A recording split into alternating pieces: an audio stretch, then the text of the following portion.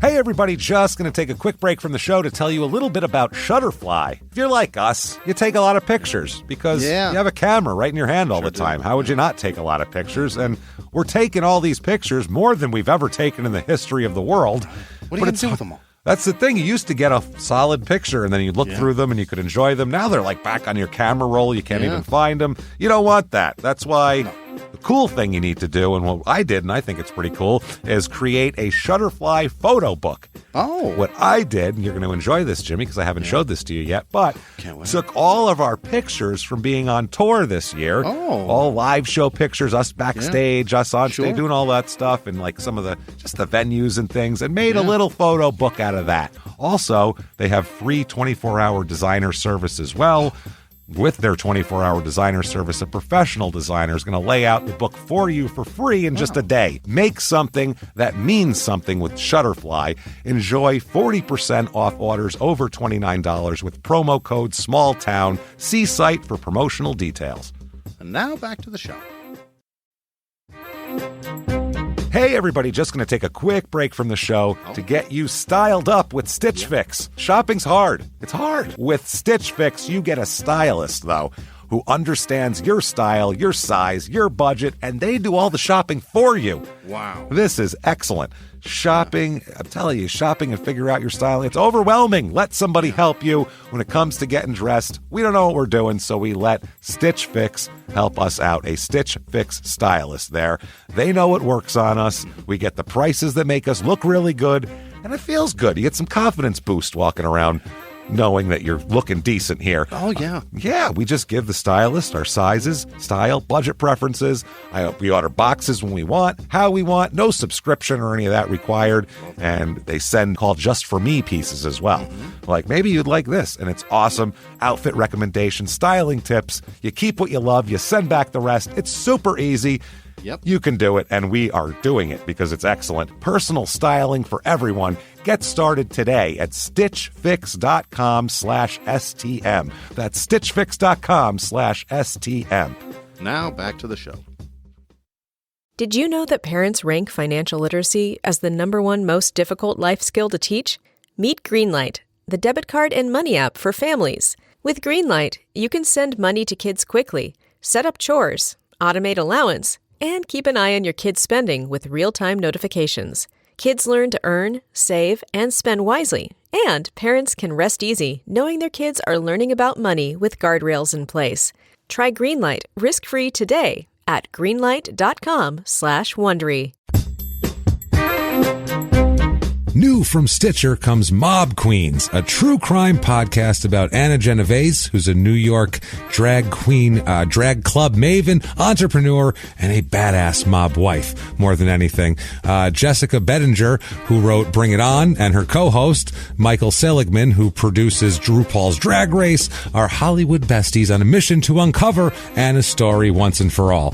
This is interesting stuff because it's very interesting as they race between speakeasies, mob informants, and other former drag queens to figure her out. The hosts quickly discover that their mob queen might not be who they thought she was.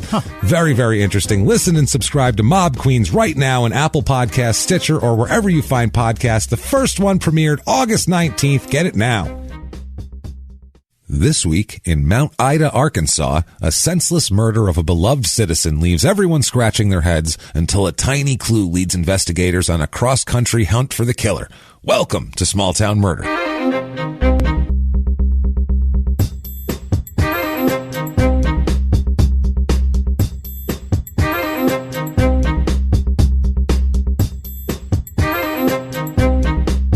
Hello, everybody, and welcome back to Small Town Murder. Yay! Oh, yay indeed, Jimmy. Can you hear it? That's allergies. Yay indeed. Feeling great. My name is James Pietragallo. I'm here with my co-host. I am Jimmy Whisman. Yes, the allergic Jimmy Whisman, and myself as well. We're in Phoenix, where it's 113 degrees today, and dry, and there's dust, and weird things grow, and everybody's full of allergies. So if our voices sound funny, it's not, you don't have it on like a wrong speed or anything like that. It's us. So would like to, right off the bat, we have a wild episode this week. It's great. Next week's episode is insane. Good. Is, like next level crazy. Our next few weeks of Small Town Murder, buckle up, because they're planned out already and they're absolutely nuts. I do have to thank everybody who came out to see us this past weekend in Omaha. Yeah. First of all, that was a great show. Sure was. And Minneapolis, of course, where you guys came, sold out like 1,000-seat theater. Thank you guys. Thank you. And we love Minneapolis. We're a great city. And Omaha, great show. Yeah.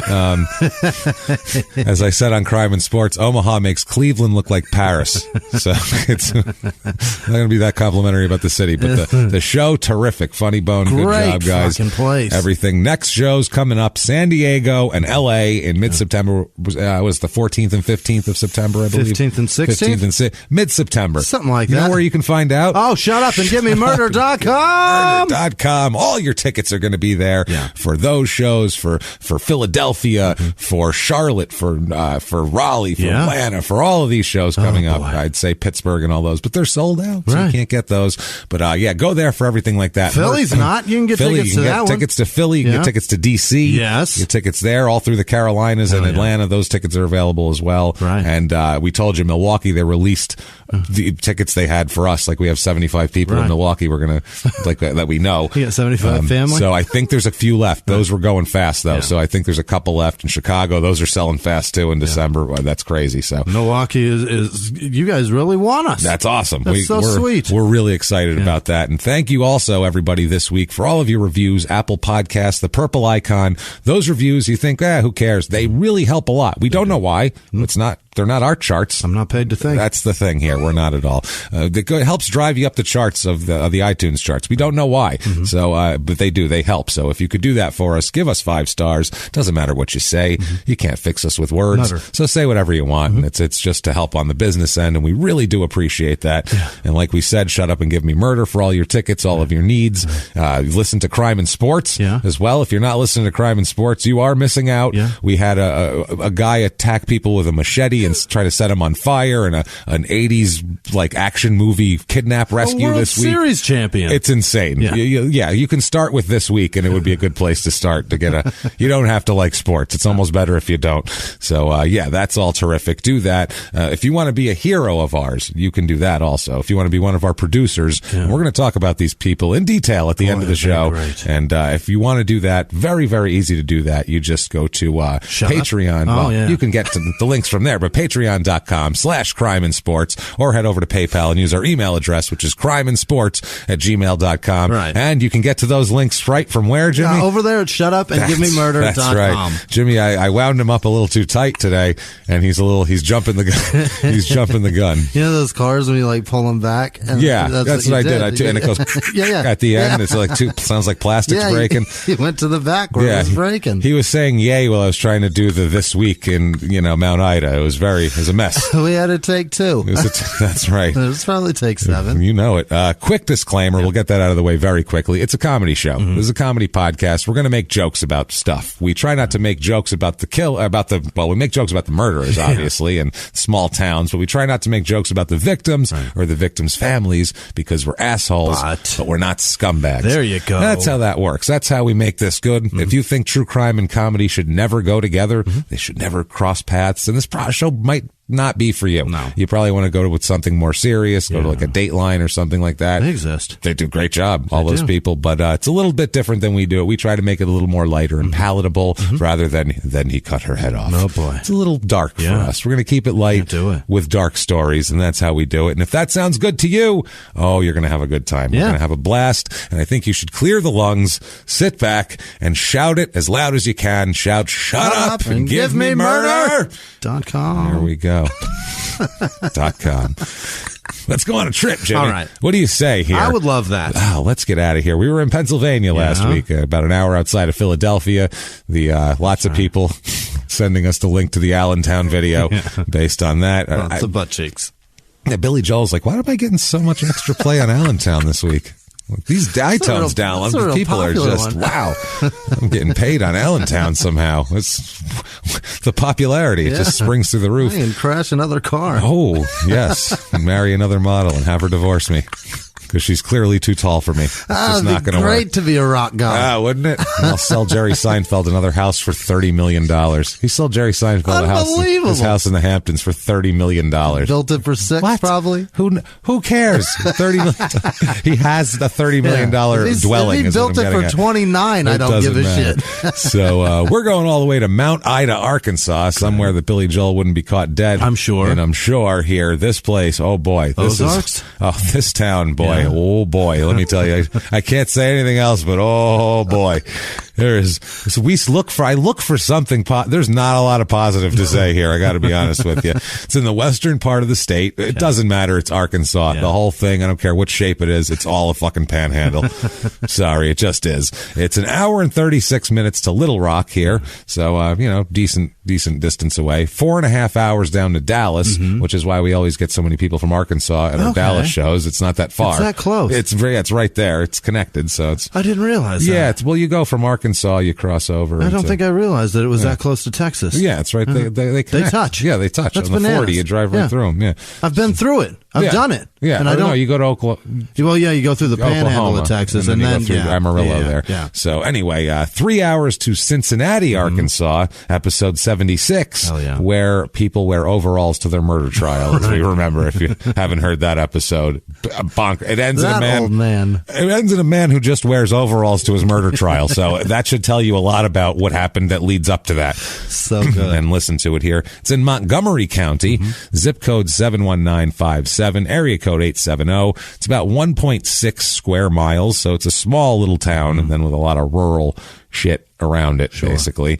Motto of this town is, quote, quartz crystal capital of the world. Oh. So shit that's worth nothing. Watch out for that. Down. Look at that. Good Lord. Or the alternate one, this is more for the locals, that they all spread amongst themselves. For the outsiders, quote, them are diamonds, really.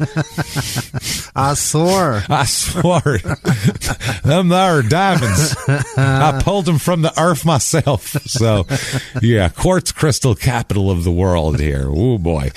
That's what we're talking about. They're very proud of that, God too. Damn it. Some shit is in the ground that no one wants. You can rub it. Yeah.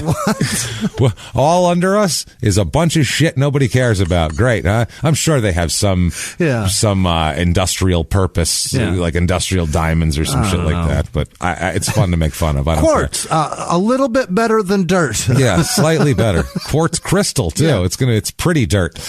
Dirt, but pretty. A little nicer to look at than a regular rock. It's beautiful. No, it's not one of those geodes that you get like at a museum with the shit inside. With the shit No, it's not one of those. No, how dare you? You're not going to put it on your dresser or nothing, but you're going to look at it and you go, that's not fucking bad. For a rock, it ain't bad. And then you put it back down. That's what we do here. That's the guy who runs it. Cut it in half for nothing. Yeah, it's beautiful. Yeah, otherwise, what are you going to do with a geode thing? You going to cut it in half? How are you going to cut it in half? You got a fucking saw on you? You steak knife and cut it out. It's not going to work. Can't do that. You're going to break it. You're going to mess it all up. You're going to break your steak knife. That's a good steak knife. It's the guy who owns the quartz mine. He's like, you just hold it. That's what you do. They found artifacts here. Stone, spear, and dart points found in the area show that people here were present in Montgomery County around 8500 BC. Jesus. So this is a long time. We're talking over 10,000 years ago. Wow. People were there, which they're there in a lot of places, but they actually found artifacts. To kind of place people it was actually surviving. Yes, the Dalton culture. Apparently, those were that group of people here.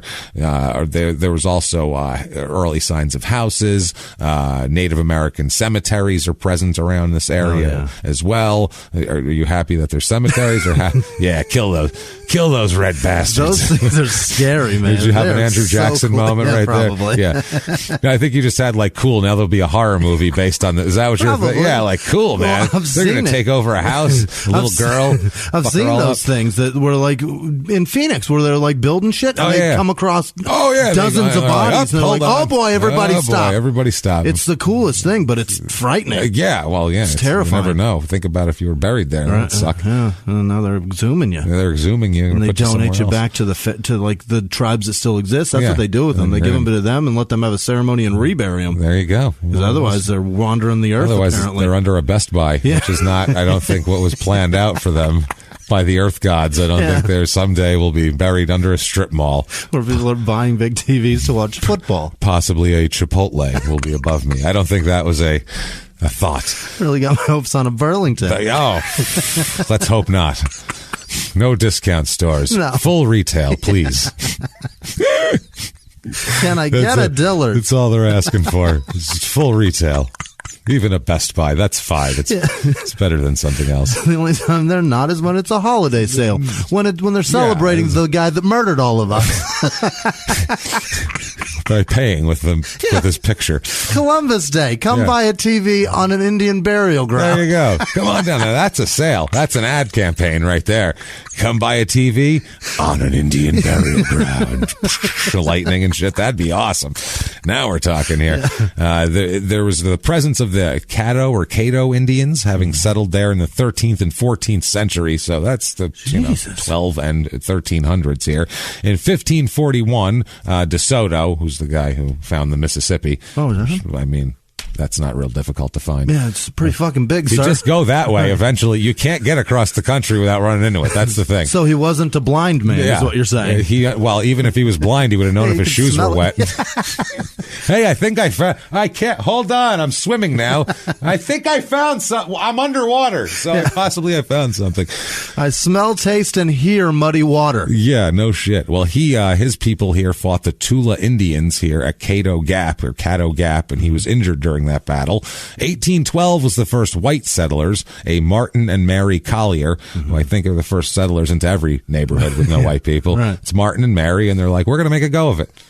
If we open up a cupcake shop downstairs, we can get the neighborhood on our side, and no one will stab us. I feel like that's what they think. Her name's Nancy? Mary. Martin Mary Collier. Jesus. They settled there. They befriended the local tribe. See? They were coming in. They gave out free cupcakes, and they were like, come into our shop, and they befriended everybody. Try it. It's sweet. It's good. It's delicious. Yeah. And they were like, I like this frosting. You may stay. And they're like, good. Someday you'll be buried under a shop just like this, with other white people eating overpriced pastries. It's going to be good for you. So terrible here. The Granville Whittington came in 1835 and built a road that led from Hot Springs, which is a thing here. Very popular in Arkansas. Hot Springs, you know it, which is a mile north of the original Montgomery settlement here. Arkansas got their statehood in 1836, and by that time, most of the natives were gone there. And Arkansas got a statehood while everybody else was still wearing a white one. Yeah. A pointy one. So I guess some of a lot of the native women had married and intermarried with the white settlers, so they ended up staying behind. So there was a lot more like mixed race people in Arkansas than other places, apparently, for some reason. I'm not sure. Good. It's good. If you marry us, we won't kill you. Hey, like you said, beige babies. Yeah. That's good. Makes good ones. Diversify the gene pool. That's good scientifically. So this guy Whittington here opened a general store in and then the post office opened in 1842 in Mount Ida here. So there's wagon trains coming through. There's all sorts of shit going on here.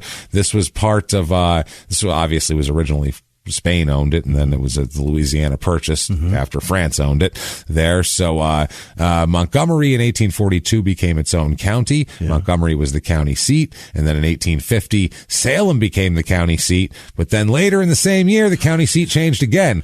And there was acrimony based on every other story we've done. Somebody was angry. Someone got shot over this. There was muskets being loaded over this shit. You know it. And then Mount Ida became the seat. So this has the toughest bastards here. Got it. These are the people playing the banjo in Deliverance, not the Ned Beatty's. I didn't see it. Ned Beatty was the man who was physically accosted by hillbillies in the Ozarks. Oh, Ned Beatty was the rapey? Yeah.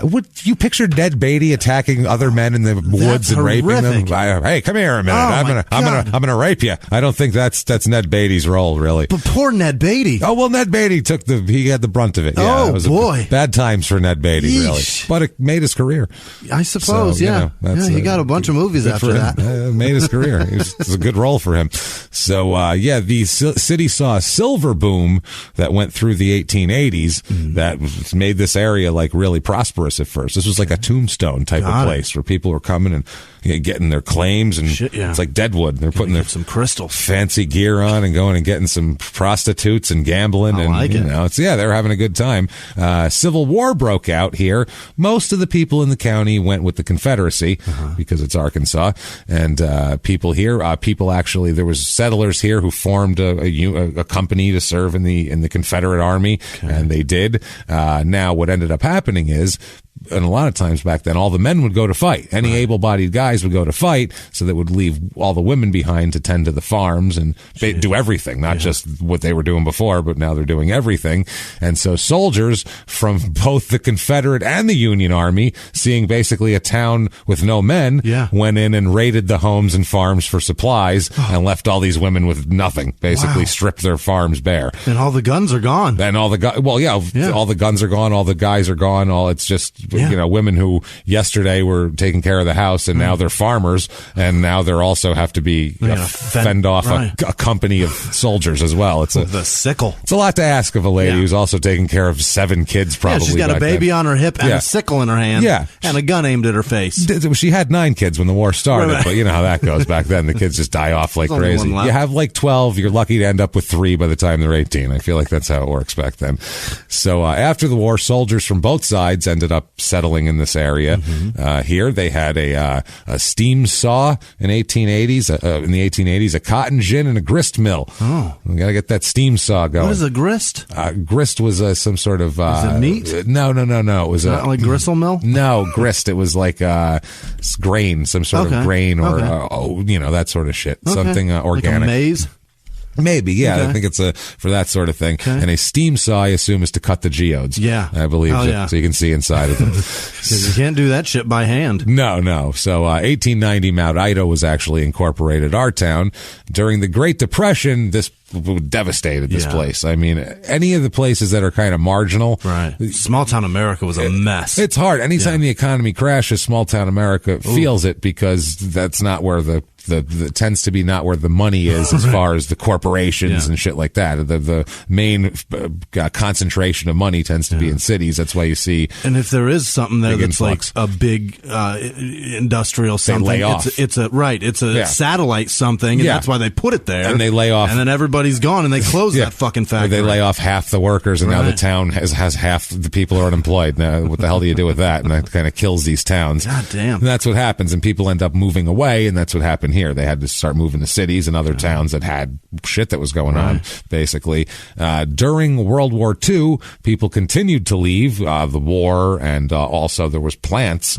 The war economy was huge. If you were one of the people staying behind, if you had some reason why you couldn't be in the army or weren't in the army, there was good paying war jobs. Wars are lucrative. They are. You make a fuckload of money during wartime. Especially back then. Now it's a little different, but back then, now it's a little more specialized. But back then, they're building we need tons of actual physical bombs, like just so many of them. So we need to build them, and now we need to build actual specific planes. Things to specific people for technology purposes. It's a different, different it's thing. Not hammer and bolts. It's got back then it was people on an assembly line putting together plane parts. It was a different deal. Absolutely. And so that's how people went to California during the war. Tons of them. Oakland became a big city after that. No kidding. And it was a lot of factory jobs and shit like that. So that's a lot of those cities were like that. It drew people away from these small towns, because I could make 3 times as much if I go to this city and just do that. So also mining was a big deal here. That didn't last though. They found a lot of quartz. That's what they found, basically. They tricked the city folk into buying quartz, and then when the city folk realized that shit ain't worth a goddamn thing, they're like, "Where's all that silver that used to be here? Now it's just this rock. This kind of sucks here." I think you hit rock bottom, guys. Literally, that's literally rock bottom here. Now, the main areas of employment in the region still are, as this is out of Montgomery counties. This is what they say: cattle, swine, and poultry are now the main areas of employment. Meat. So that is fucking butchering. Stinky. Yeah. That just sounds like you can smell shit from miles away. Just miles. Just a butchery. Oh, that's brutal. There's also, poultry farms, silviculture. I don't know what that is. Doing shit with silver, I assume. I have no idea. And it's also, like we said, quartz capital of the world. They brag it's known worldwide for its quartz deposits. Nothing we've done to improve it or anything. It's not known for its culture, its food, or its, fairness and laws or anything like that. Known for its quartz deposits that we had nothing to do with. Perfect. Shit that's been here since long before us. Yeah, and we know people are tough here because it's the county seat, and that means they have all the records, so they fought for them. I found a review of this town. Actually, 2 reviews. Well, one's of the motel. Oh. Since we have so much adventures on the road with motels, I found this absolutely awful motel review that I have to say because it's one of the worst I've ever heard. Good. Here's a review of the town. The title is Life Quality. Oh. Okay, this is, quote, Mount Ida is small with not a lot to do unless you attend church or like water sports. The chiggers and ticks. At first I said, I think you spelled that wrong. No. It is Arkansas. And then I went, oh, okay, ticks too. The chiggers and ticks are too unbearable to enjoy the outdoors. The weather in late spring through early fall is hot and humid, bad storms with destroying winds and hail. There are a few weeks mid-spring and late fall that are doable. Winter is cold and icy. The town itself is unkempt. Most of the people seem so unhappy. A thank you from employees in any of the establishments you shop in will take you by surprise. The medical care is the worst, not equipped for emergencies. If considering relocating here, all capital letters, don't! ! So not a ringing endorsement. That's a really great one, though. This town. It's thorough. Yeah. It's letting you know what's going on in this fucking place. And it's well written. That's what I like it too. I'm very impressed with his articulation. Yeah, he's thought about this. I feel like that's why. I don't know if he'd be this articulate with any other subject, but he's really has all of his complaints cataloged for a long time here. And 0 stars. Yeah. He gave no stars. Water sports like lakes and rivers and stuff, or like getting pissed on by hookers? Probably both, I think, in this town. But actually, this is a church town, so probably they wouldn't charge. Lots of They're just really repressed, and they like to have it. But they don't say thank you. No, they'll just, And when someone pees on you, you expect at least a thank you afterwards. You know what I mean? You're like, at least a thank you would have been nice. You could at least say, I gave you your 20. Give me a fist bump or something. And you just walk away like a dick. What the fuck are you doing? You know what I'm saying? Shit. That should be a requirement. I would say. At minimum a fist bump. Right? So now I found a review of the Mount Ida Motel, and it's amazing. Title is Never Go There. Okay? This is on like TripAdvisor, too. It's on not like a small thing. This is for real. Quote, it was horrible. They had roaches, and the owners were very creepy, and they were always lurking around you, being weird, and they smelled horrible. Even the room smelled bad, and the AC didn't work. The AC didn't even work. I'm never going back to that motel. I couldn't stay there. I got a refund and found another place to stay. Room tip from her, quote, not a good view at all. It was just a ditch. Because apparently it said there was a view, which I don't know what view you're expecting in Mount Ida. How close are you getting to the hotel operators that you can smell them? Apparently they're very creepy and always on top of you. How many times have you checked into a place and smelled somebody? That's true. Yeah, that's in a motel. Plenty. That's a good point. It happens. Walk you to the room. Yeah. Population of this town in 1930, I'm going to say pre-depression or right when it started, 512 people. Now 1,227 people. Booming. Dublin. Up 58% since 1990. Hell yeah. So I don't know. That's not many people, but I don't know what they're doing here. Female population is a little bit more than the male. It's pretty much right on target. The age groups, though, normal is about 37, average in the country for median age. Here it's 45.5. Okay. So it's an older crowd. All of the kid demographics are way low. Really? Like there's no kids here, but the old people demographics are off the charts. I don't know, like people study like the Japanese and certain Asian cultures to see why people are living longer. We need to go to Arkansas because that'll come up in the story too later on, but also here triple the amount of 75 to 84-year-old people. My word. Quadruple the 85 and over crowd. My Christ. How are they doing this? They're living long. Quadruple. And not going anywhere. They're also too poor to move. That's the problem. Yeah. But maybe that's all it is. They're just too poor to go the rest of the way to Florida. Is quartz the secret? Maybe it's quartz. You just rub it? A handful in each hand, man, just to hold on to it at night. And it's my extra life crystals. It's my life crystals. Please don't take them away. Married population's a little bit high, but it's pretty much around the 50% mark. So the single with no children is actually more. Mm-hmm. So there you go. You can go there and party and hook up with find some people. Some old people that never did it. Yeah. Married couples with no children is also higher, and I think a lot of that is older people. Mm-hmm. Their kids are either grown up or dead by now. If you're 90, your kid might be dead. Yeah. He may have outlived them. He died at 71. He had a good life. That's the thing. I'm 94. I've been kidless for the last 5 years. Yeah, they all died. I don't know what to tell you. It wasn't even sad. No. That's the only time when it's not sad to bury your own child. If you're 97. He lived a good life. He had a good run. I'm not going to lie. A really good run. Very nice. Race of this town. Can you imagine being a parent saying he lived a full life? Got a good run, man. You got to be old as fuck. Really old. He got 80 out of it. Yeah, it's impressive.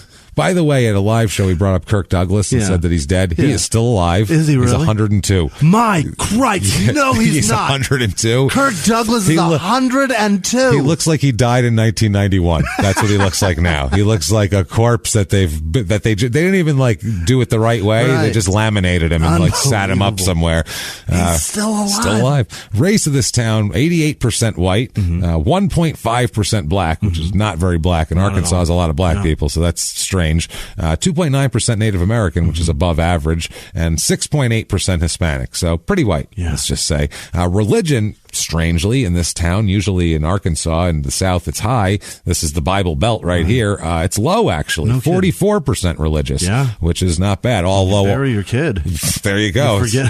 You fuck Jesus. We've said that. Right. All these towns with old people, it's always they give up. I think you just forgot. I think one day you just forgot to go to church and forgot you're religious. And someone says, "Are you religious?" And they go, "I don't think so. No, I never go to church." I've been having all these Sundays to myself. Yeah, I'm super not religious anymore. This is good. The Cowboys are on. This is better. But most of the people, 30% here, are Baptists, because Baptists are Catholics of the South. That's my friend. 0.0% Jewish. Yeah. They're having none of this shit. No. Nagila nada. Nada Nagila. 0.0% Islam. Here, another thing, the voting, 21% of the people voted Democrat in the last election, 75% Republican, which we could sing that next time. Nada Nagila. If 0.0, maybe that's what we'll do. Unemployment rate's a little bit high. It's about, not too much, about 4 in the rest of the country. Here it's about 5%. Median household income, rest of the country is around 58,000. Here it is 38,000.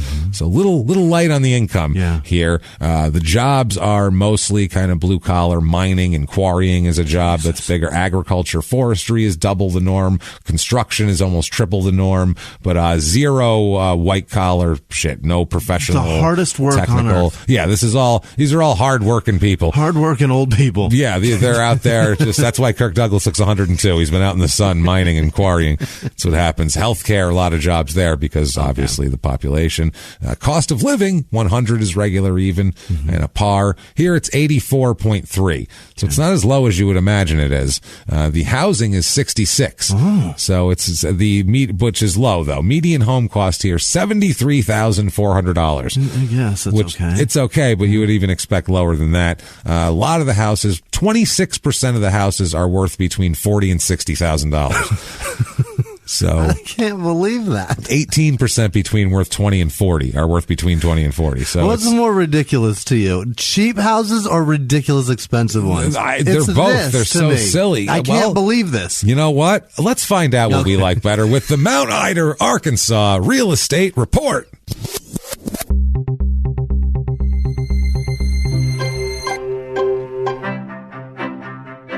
Your average 2-bedroom rental here is about $650, which is a little, almost half, really. It's pretty cheap. I found a 2-bedroom, 2-bath, 896 foot. It's a pretty much a trailer. Yeah. One of those trailers that's like got lattice around the bottom and it's like in the ground. Yeah. You know, it's not going anywhere. Right. But it can. A truck brought it here in Hull at one point in its whole state. $35,000 for this little slice of heaven.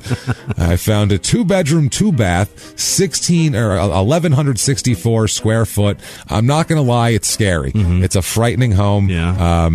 But it's a home. It's a home. Yeah. It does look scary. It's $85,000 though for this house, but you could, put your family in there, I guess. They do advertise with this home that it comes with an asphalt driveway, camper storage, chicken coop, and large trees. So is the asphalt driveway a positive thing? That's what. Yeah, it's not gravel. They're like, hey, it's not dirt. We've paved.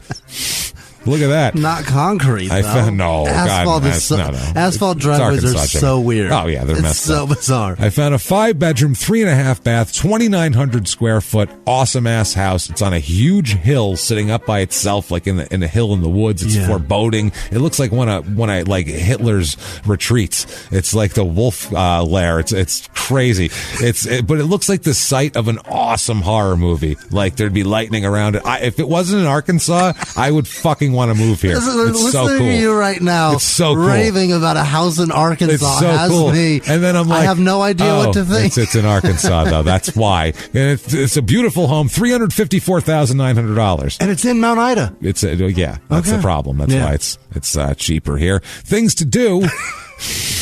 It's cheaper.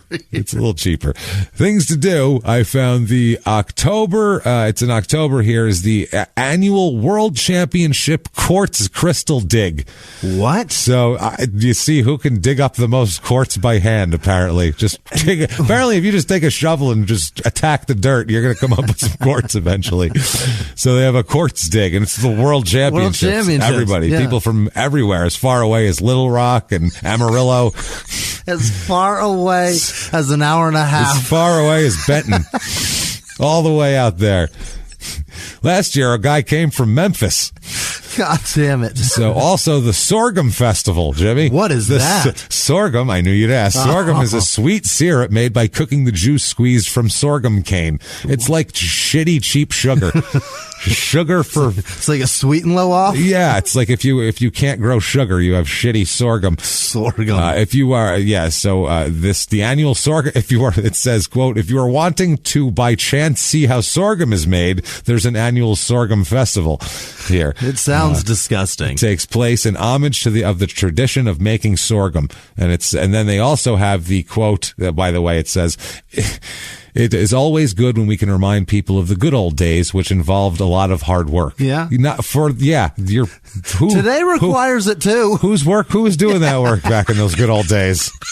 Let's be honest here. Let's not do that. And to capitalize on that, they have the Good Old Days Festival. Oh, boy. Which anywhere below the Mason-Dixon line, you don't have that means those. They're starting again.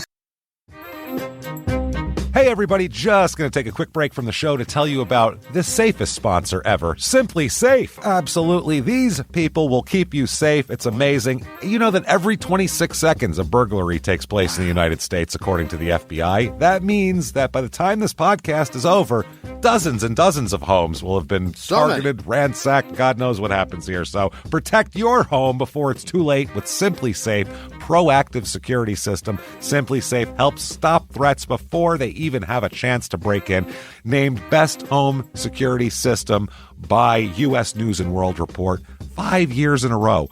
And by us for about the last 8 years as well. If you trust us, believe me, you want Simply Safe. So visit simplysafe.com/small to claim 50% off a new system with professional monitoring plan and your first month free. That's simplysafe.com/small. There's no safe like Simply Safe. Now back to the show.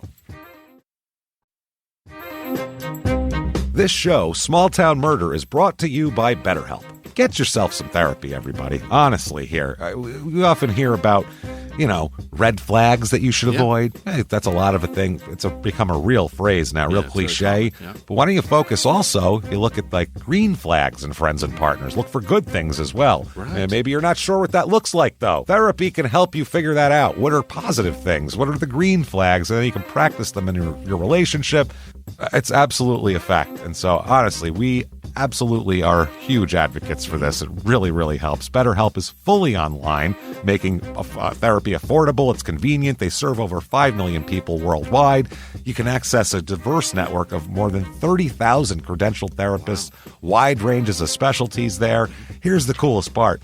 You're not getting along with your therapist, you're just not feeling it, you can switch at any time, no extra charge. Wow. The thing is, they want you to get help. That's it. And you can do it with BetterHelp. Discover your relationship green flags with BetterHelp. Visit BetterHelp.com/smalltownmurder today to get 10% off your first month. That's BetterHelp, HELP.com/smalltownmurder. Now back to the show.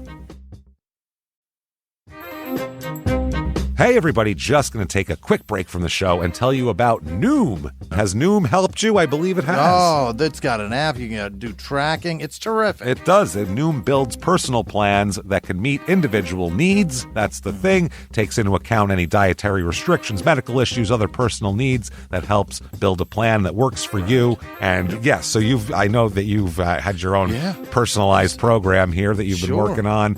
And it's weight loss This is weight loss results that last. They stick around because you get yourself into a lifestyle change. That's what matters. That's mainly it. You can't just say, I'm going to cut that out for a month and then go back to it. That's not what it is. So I'm glad it's helping you. That's great. And it really does. I like the psychology and biology-based approach here. Yeah. Noom Weight uses psychology. That's why they say losing weight starts with your brain, but it also takes into account your unique biological factors, Jimmy. All of your multitude flora and fauna that goes on inside of you there. Sure, yeah. Stay focused on what's important to you with Noom's psychology and biology-based approach. Sign up for your trial today at Noom.com, Noom.com here. Based on 3.5-year study of actively engaged Noom users with minimum starting BMI of 25. Individual results may vary. Visit our website for more information. Everybody go! Watch out! Indoors! Lock them! Roll them up, lock them down. So, plenty of fun for everyone. It's located around the courthouse. They have, and also there's Good Friday evening. You'll want to be there for the good old gospel show on the front porch stage. And then there's a car show after that. Mm-hmm. Crime rate in this town. What we're interested in, Jimmy. Oh, that festival. That's a fun one. I gotta breathe. It's scary. Sorghum. I want to do a show that's just small town so we could talk about this for an hour. We could talk about this town for an hour. Crime rate, I had to leave things out. Crime rate, property crime is right about average of normal, and violent crime, murder, rape, robbery, and of course assault, the Mount Rushmore of crime is slightly low. It's maybe 10% low, but it's in the ballpark of normal here. And let's talk about a murder.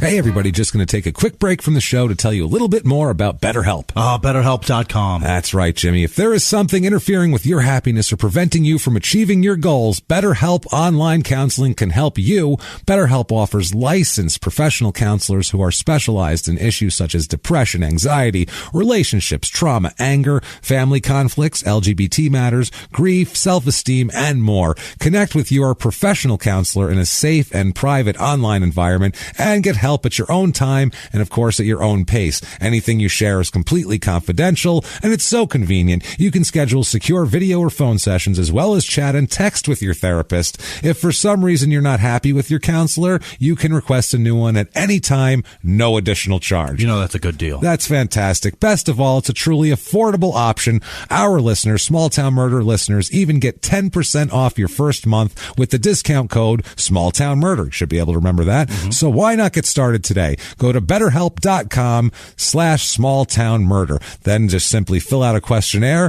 to help them assess your needs and get matched with a counselor who you will love. That's BetterHelp.com/smalltownmurder. And now back to the show.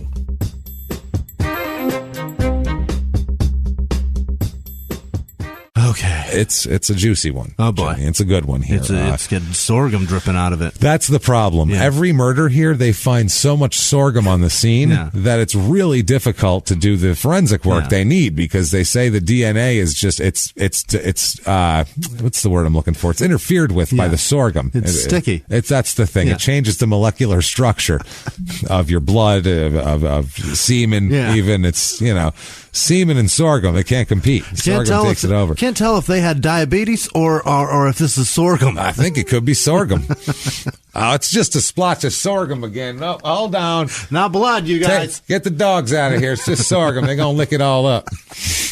So let's talk about somebody here. Yeah. Let's go back in time, first of all, here. Now, let's talk about Arkansas, as we've been talking about.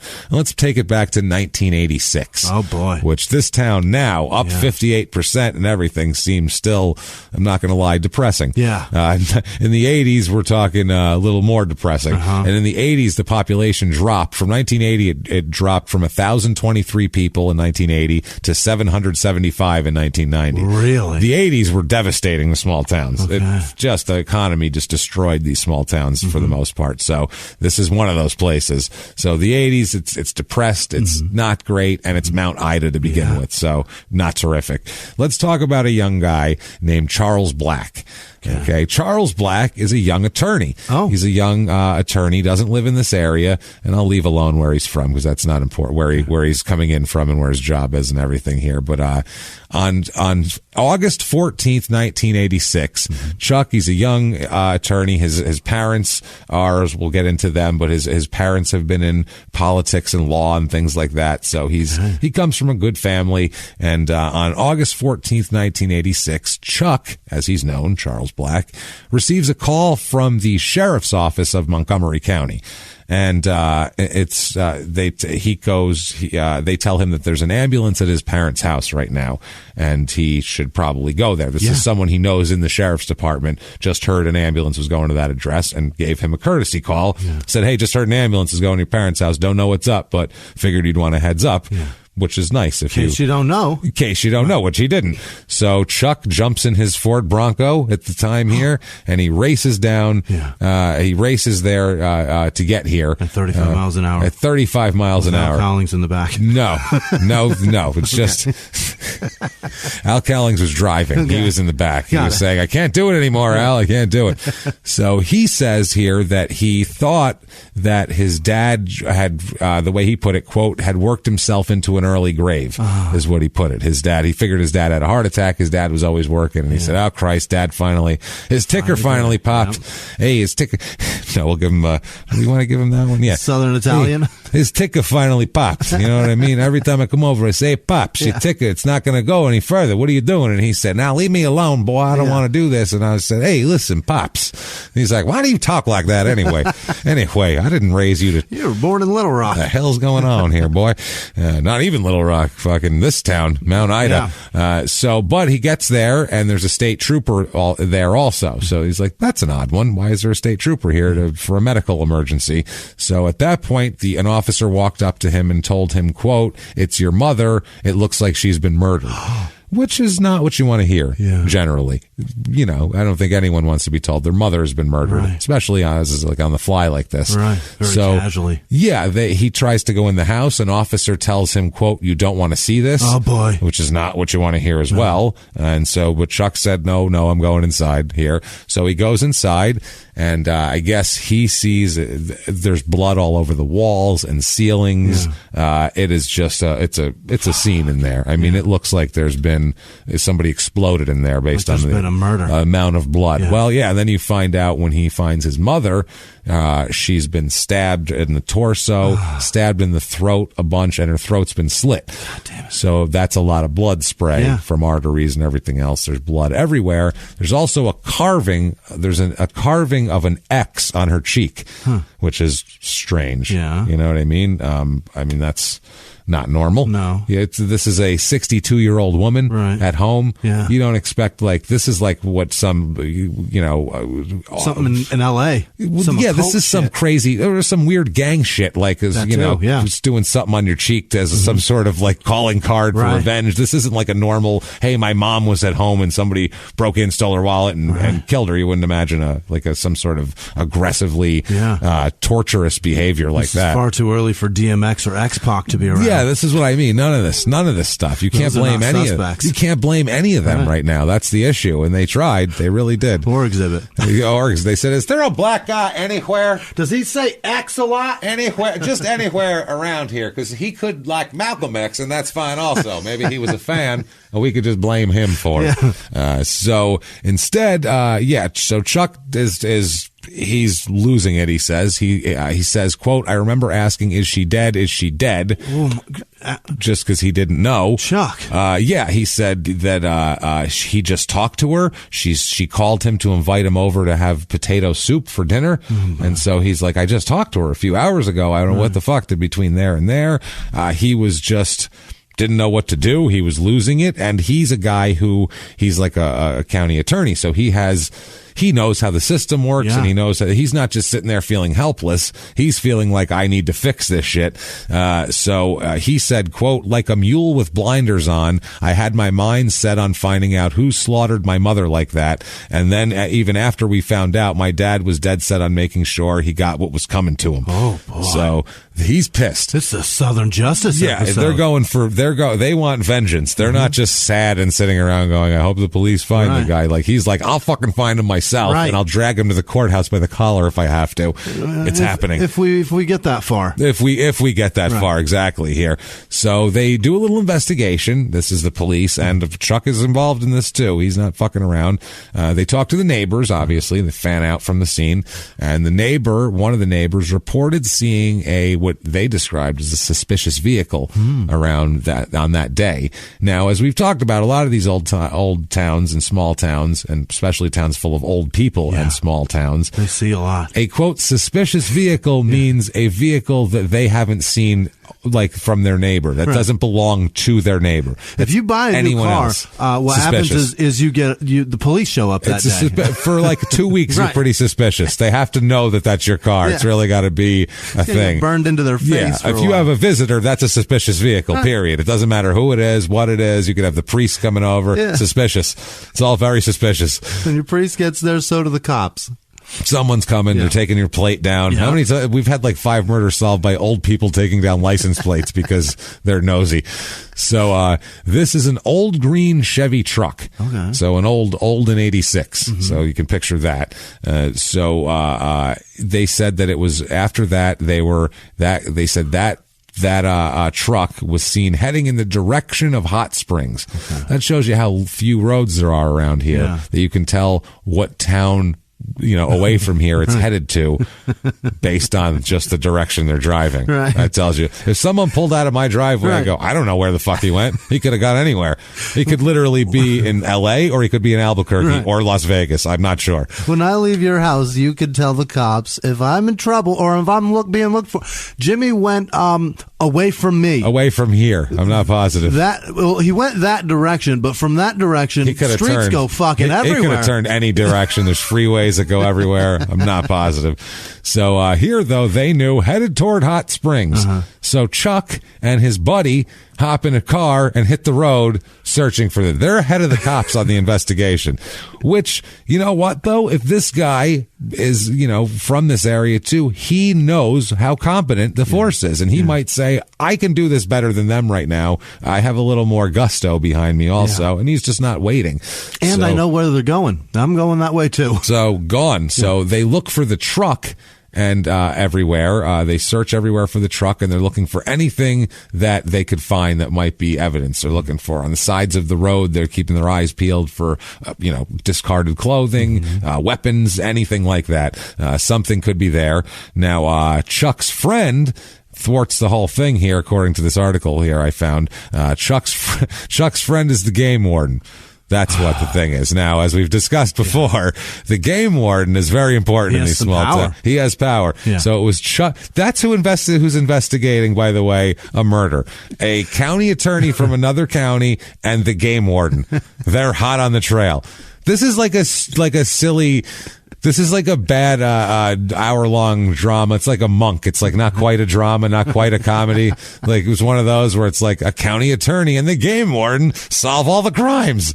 He's got his like game warden hat on. This dude's got a suit with a loosened tie. I like that you compared it to Monk. You know what I'm saying? It's like a Monk. Like the funny part is his face. Yeah, look at that. Well, the funny part is the premise. Yeah. And then past the first time you see him kind of, a little OCD at a murder scene, it's like, okay, he's uncomfortable at the murder scenes. Great, got it, good. Now it's just unfunny, not as well done Law and Order. Thank you, appreciate it.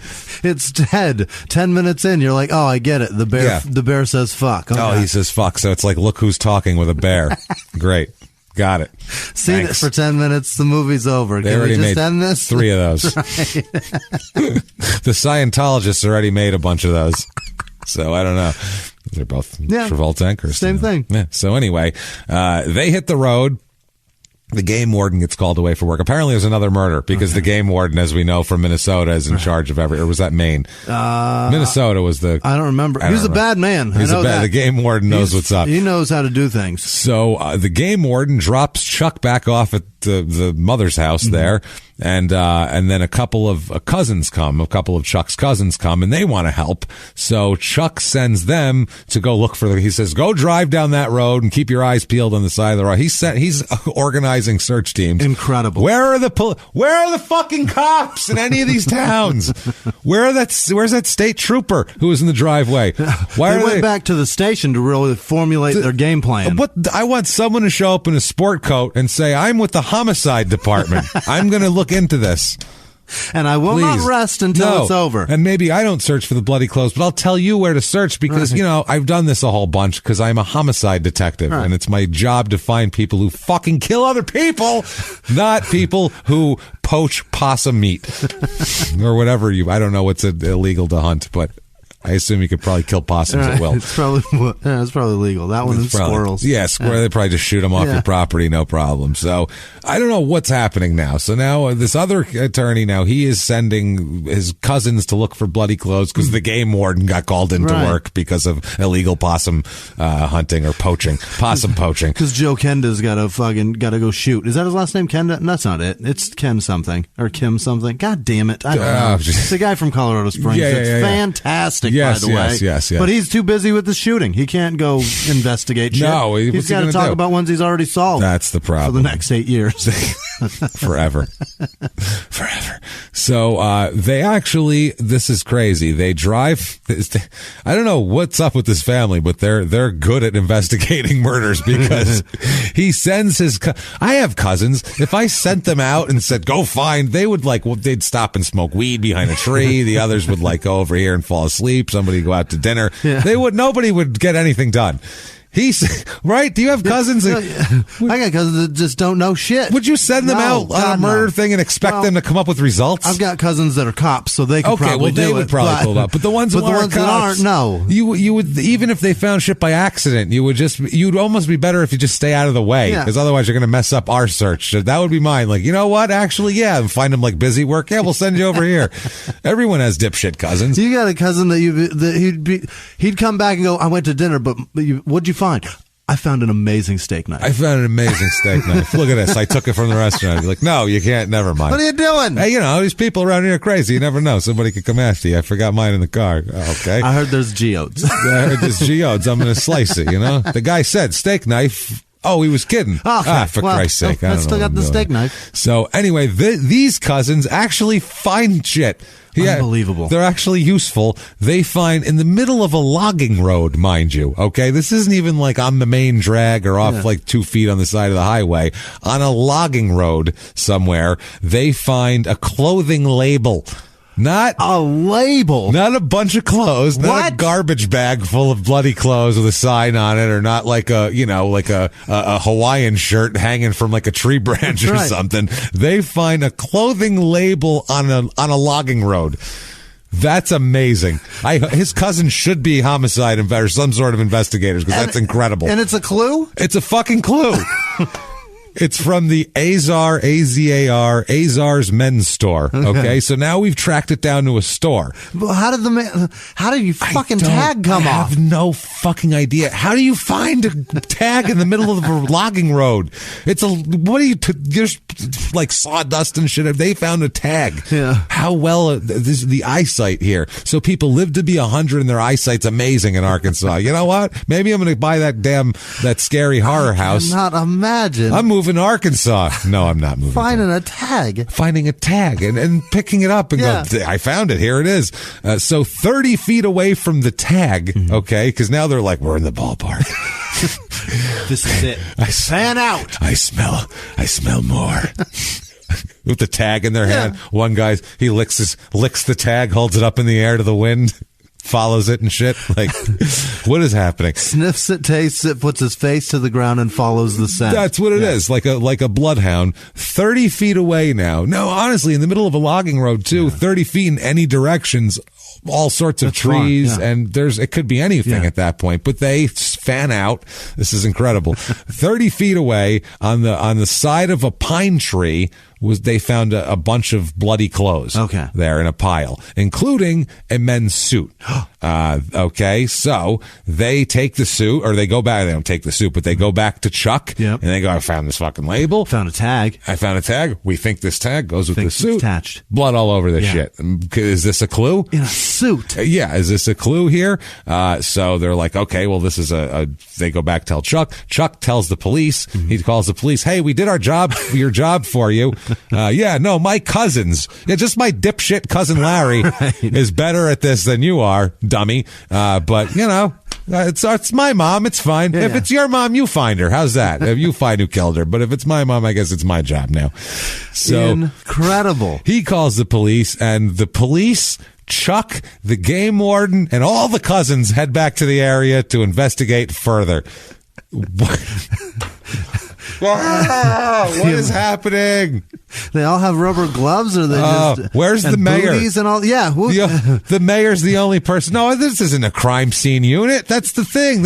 If you find bloody gloves, so you bring the crime scene unit in, because you don't know what else you're going to find. They cordon that shit off. They go over the fire. Nope, bring the cousins, and we're going to look for more shit. Where's the fire marshal? They better wear the big boots too, because it's a log. There's sawdust everywhere. No, not gentle. Just rip it apart. Steel toe, fuckers. Yeah, come on. You never know. Want to get yourself hurt out here. Possum comes, you got to kick him. That's how it works. But don't tell the game warden. OSHA he gets guidelines. upset. OSHA guidelines. So they all go, and something else is found. Guess what? Not by a police officer again. This family just doesn't need them at all. They're just a hindrance. That's all they are. They take them just like for the record in case we find something. We're going to have to give it to you. Write this shit down, fellas. Anybody got a notebook? You guys have that. It's right in your shirt pocket there, buddy. Yeah. There it is. There it is. Yeah, above your gun. Yeah. So Chuck finds a knife, which it's a logging thing, so people have knives, but it's a salmon deboning knife. Oh, that's not a normal. Yeah. It's not the kind of knife you would take in a logging knife. Not a logging knife. I don't know what a logging knife is, but can't imagine it's a salmon deboner. It's probably not a salmon, but it's probably more of a Rambo Crocodile Dundee style. It's a heavy one. Combat knife, looks like in case you get attacked by a large animal. Not a thin blade. With a hook on the end. With a boning, with a picture of a jumping fish on the handle. You know what I'm saying? That's a different, like a bone handle. Yeah, it's just a different thing. We've all seen those. He finds this knife under a nearby bush. So, like I said, they don't need the police here. Now, they figure out that they find Azar's men's store. It is a small men's clothing store. So it's not a big chain or anything like that. It's a particular mom and pop shop that does their own thing. It's in Montgomery, Alabama. So they're like, all right, here. So they bring this suit to Azar's men's store and they say, can you tell us anything about it? First things first, don't touch it. Don't touch it. First, if it's bloody. Right. We're going to give it to the cops and we're done, because they brought it there, not the cops. You got this? You going to take it yourselves? It's on a hanger and plastic wrap and everything. Well, I'm on break, so that's probably for the best if y'all just gonna take it. It's back there in the evidence. Take whatever else you need. Just, Shut the door when you're finished, I guess. What a story. Oh, don't touch the cocaine from last week, too, because I got to have that for later. But they check this out. Their records, they find this suit in their records because they make their own shit here. Right. They find the suit and they find that they made alterations to the suit. How long ago? So the store owners were able to determine to whom they sold the suit to from this. What the fuck? So from his cousin finding a tag on a logging road in the middle of nowhere, they have traced this back to this. This is amazing, a tag here. How do you murder in a custom suit, That's the other thing. He's got a fucking customized, altered suit. Yeah. This is weird. So they're saying, we're looking for a murderer in a customized business suit. That's weird. This is a weird, not your normal thing that you'd be looking for. So now they're like, what's happening here? So the woman, they find out a woman had purchased this suit for her husband, but he died years ago. So so they're like, awesome, we found it. They get to her house and they're like, did you buy a suit here? She's like, I absolutely did. Bought it for my husband. They're like, we'd sure like to talk to him. She's like, me too, I miss him. And she breaks down in tears and points to the grave, the direction of the cemetery, says, I'm sure his ears are open if you want to ask him any questions. His ashes are on the mantle. Give him a whisper. Brings out the urn. Gentlemen, hold on. I heard if you polish it, then he'll listen. So he's been dead for some time. So they're like, fuck. Okay, that's to get that far and get to the house. And imagine how excited they were standing outside the house going, can't wait to see our guy. As soon as he opens the door, we're going to go, hey, motherfucker, guess what? We're going to slam him up against the wall. This is going to be hot shit. And then an old lady answers the door and says, I bought it for my long dead husband. And then all the air just comes at everybody. Chuck's cousin throws a bottle through a window out of pure rage. Slashes the lady's tires. Oh, what the fuck? You gotta be kidding me. This lady's full of shit. Hey, Chucky, I'm telling you, this lady's full of shit. Yeah, I don't know where these people are from, but just full of shit. Like his cousin is a Zach Galifianakis character. His cousin, I made him one of my cousins, like my cousin Nicky in Pennsylvania. This guy's a fucking asshole. What are you kidding me? Then he tried to sell you Coke. I just see Zach Galifianakis throwing a Mountain Dew through the window. God damn it. Damn it. No. Just super angry. We've come this far. We found it in a logging road. A logging road. And the lady's like, I'm sorry. Can you let go of my house coat, please? Why are you choking me? We drove all the way across fucking Arkansas for this. Jesus. So she, though, says, well, I donated the suit. There you go. So I know I didn't throw it out. I donated the suit to a charity organization there. And so they said, do you know which one? She said, sure do. So they went and talked to them. This charity organization, because of its nonprofit tax-exempt status, is meticulous at keeping receipts. Really? Meticulous at their receipt keeping because they have to for every dime. And they keep a record of donation receipts and anyone purchasing these. Name and address and all that shit. And they figure out a name. Yeah. They have a name, and it's Jonas Whitmore. All right, Jonas. Who bought this suit a few years ago. So who knows if he brought it to this one. He donated to Goodwill because they don't care about shit. They'll just take it and throw it on a rack next to a Lazy Susan and a bunch of olive oil pouring things, and it's all in one table. Just whatever. It's fine. On those weird racks.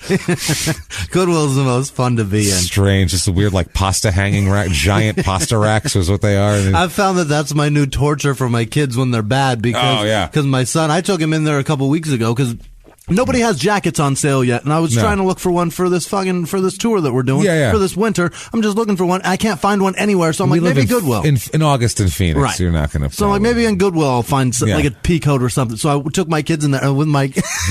I walked in with my son, and he goes, "Dad, this is so embarrassing." I'm like, "What's the matter?" And he goes, "Poor people shop here." Yeah, and I'm like, "Yeah, and so do I." Yeah, I was going to say, hang on to the arm, son, because you're going in with me. I was going to say he has a much different upbringing than we had. That would have been cool stuff we can afford.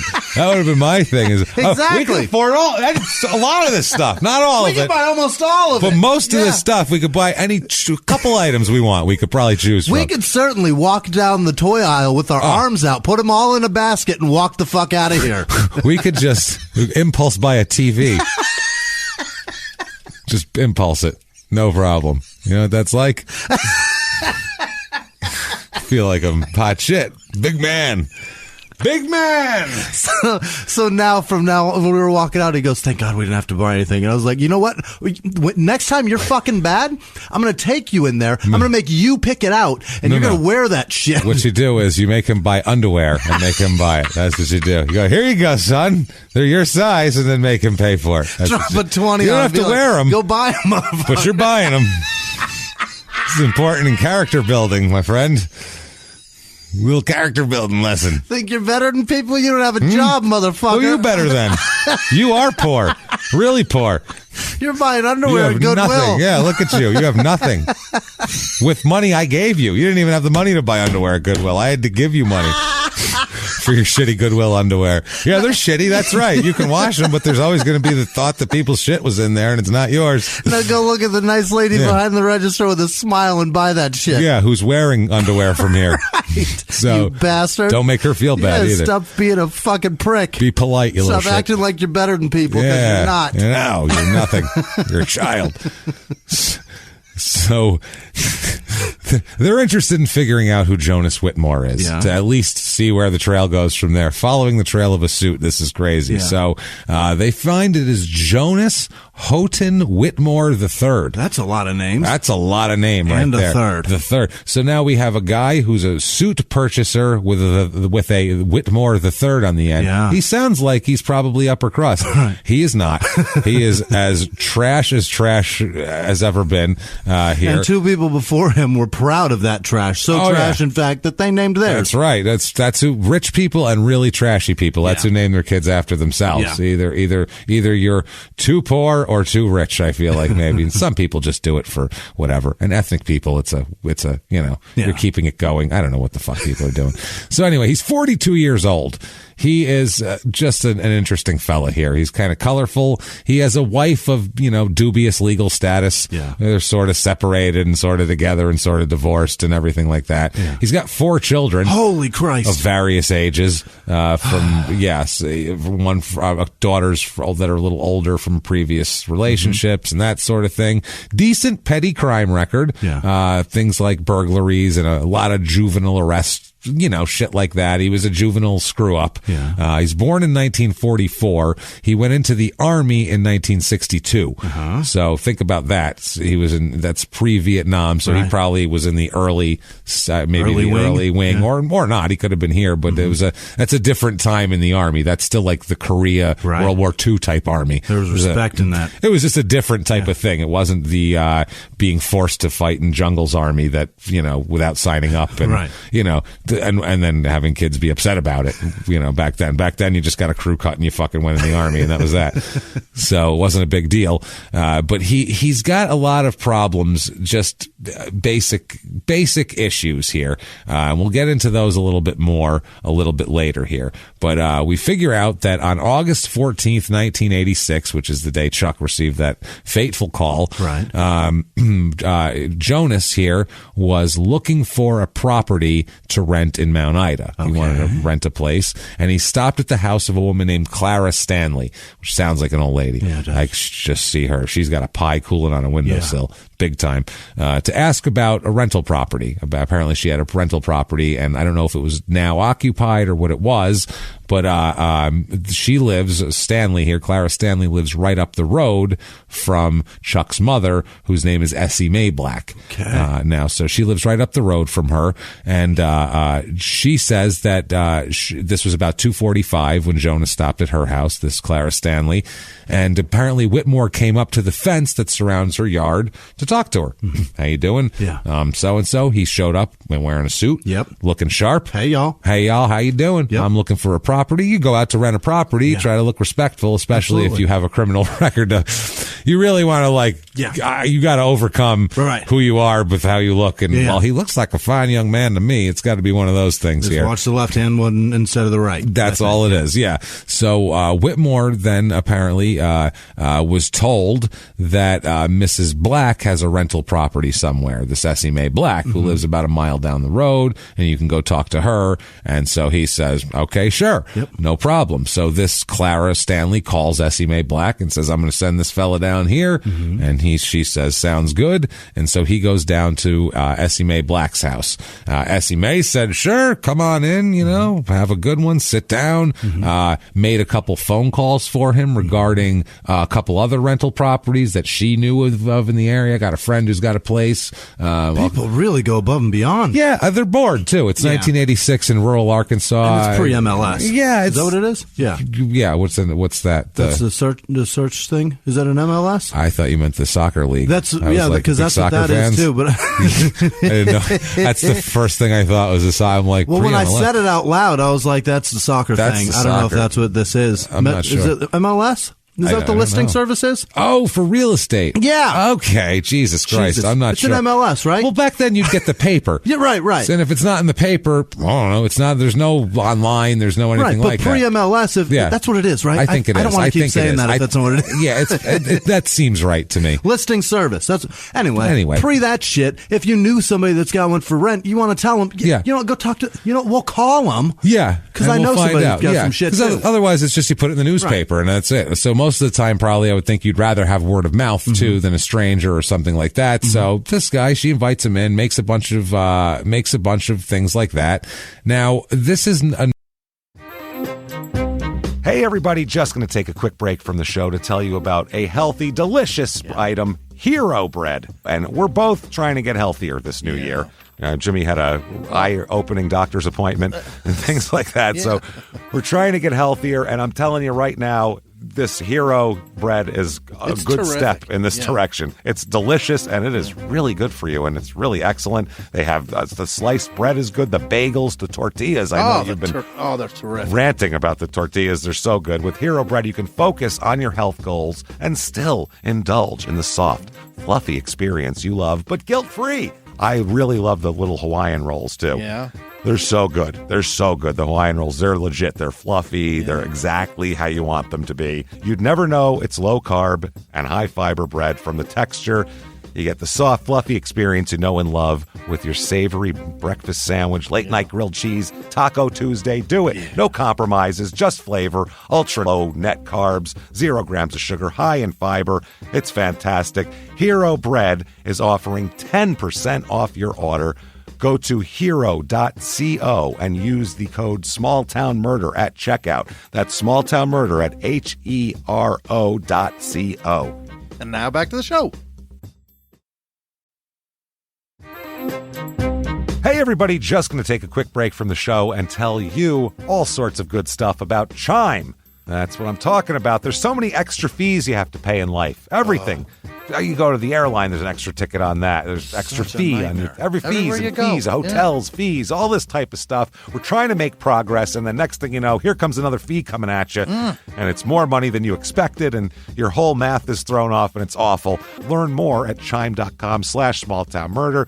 Chime is great with that stuff. I mean, you can't beat if your things are a little tight, especially around the holidays or after the holidays. Yeah. You need that money a couple days early, or you go grocery shopping. You got a car payment due. There's so many things that don't cross over exactly how you want them to cross over. Make progress toward a better financial future with Chime. Open your account in 2 minutes at chime.com/smalltownmurder. That's chime.com/smalltownmurder. Feels like progress. Banking services and debit cards provided by Bancorp Bank N.A. or Stride Bank N.A., members FDIC. Spot Me eligibility requirements and overdraft limits apply. Boosts are available to eligible Chime members enrolled in Spot Me and are subject to monthly limits. Timing depends on submission of payment file. Fees apply at out-of-network ATMs. And now back to the show. Normal thing for him with the suit, basically. Apparently the suit is like, a family member of his said that this was his normal way of getting money. Normally when he put a suit on, you're like, he's going out to get some money somehow. They said that he would get his suit out, leave town for a couple days, and come back with either money or jewelry, which is frightening to think about. Where is that coming What's he from? doing? What are you doing? He's lying to somebody somewhere. That's what I mean. It's like I put my conning gear on, and super misrepresenting. That's the thing. So Essie Mae makes some calls for her. Now, Essie Mae we'll talk about a little bit. She's 62 years old. Mm-hmm. She is from Montgomery County, Arkansas. Mm-hmm. She's lived there.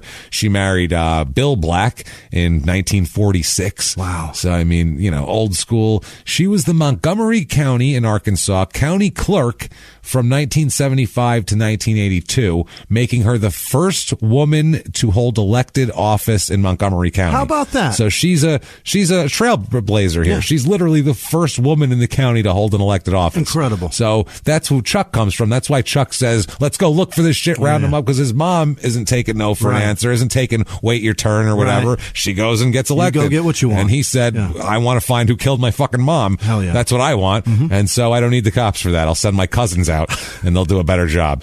So that's funny how times have changed. That back then you see somebody in a suit, you respect them because they've earned a position to be in a suit. Like, what are you up to? Today I'm like, go fuck yourself. You don't know shit about work. Yeah. Not only that, I now being a dick that I am, I kind of laugh a little bit inside because I go, you think you're important, but you have to wear that. I wear a hat to my job. I wore a Nas t-shirt to my job. Like, it's fine.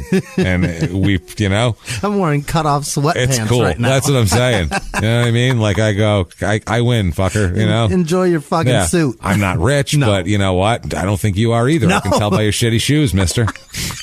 That is a dead giveaway. That's your best. That's your best suit, Chief. Yeah, I know what's up. I can see you wear those shoes all the fucking time. Oh yeah. The little things on the pants too. Right. You can tell. You know what you're up to. Do those say New Balance? Those are fucking Skechers. Are you wearing Skechers? Yeah, those are Skechers. Those are waiter shoes.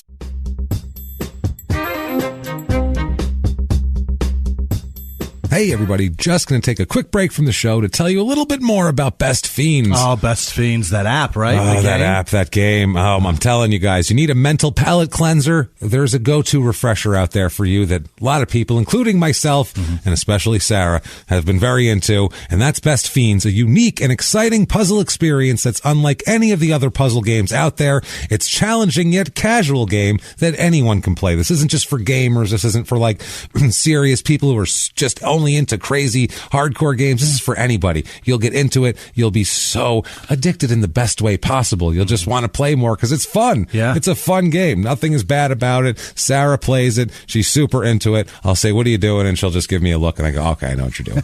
And she's liking it. It's fun. It's so much fun. And then it makes me want to play because she's so into it. And Best Fiends updates the game monthly with new levels and events so it never gets old and you don't need internet to play at all. So you can do it on a plane or things like that. It's so much easier, which means you can play anywhere. No wonder it has 100 million downloads globally. Fantastic. Engage your brain with fun puzzles and collect tons of cute characters in this 5-star rated mobile game. Download Best Fiends free in the Apple App Store or Google Play. That's Friends without the R. Best Fiends. Get it now. And now back to the show.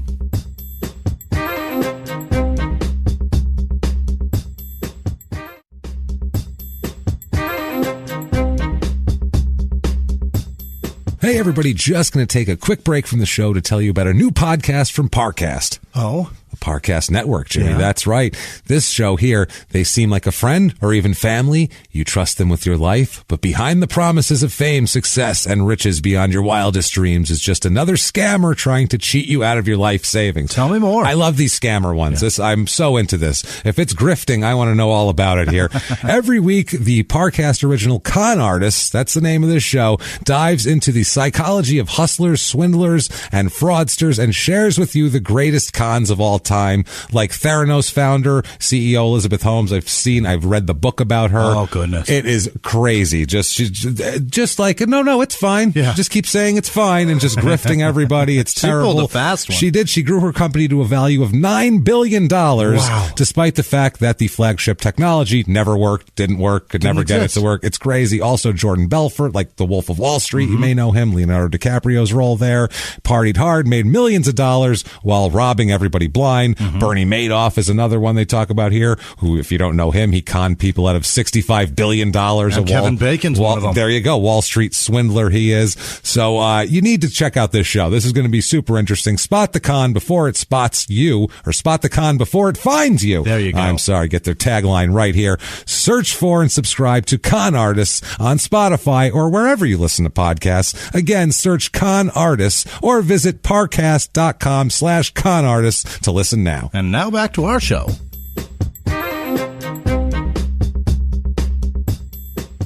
Son of a bitch. You're wearing comfy waiter dress shoes. Stop bullshitting. No. This isn't a... This isn't a banquet hall, sir. Sorry. You didn't even go to Dillard's and get some Staffords? Come on, man. You piece of shit. Jesus, so Johnston and Murphy like a man. Just kidding. Please get some Sperry's on you. Yeah. So Essie Mae here. I mean, this is how old school they are. Essie Mae, who's the daughter of Vern. Her dad's name's Vern and her mom's name's Nanny. Yeah. Vern and Nanny. Yeah. That's amazing here. And that's a real name. That's on a birth certificate, Nanny. Oh, yeah. Nanny's her real name. And she and Bill, they got married in 1946. They have 6 children, all sons. Jesus. I have 6 sons. I'll have no daughters in this house. He literally was like, hold on, wait. Wait, I'm not going to. Okay, now we'll have sex. Wait, I sensed a boy coming up the pipe. I feel like he really... I felt a boy swim down my shaft. Yeah, wait, it's Essie. Time. Wait.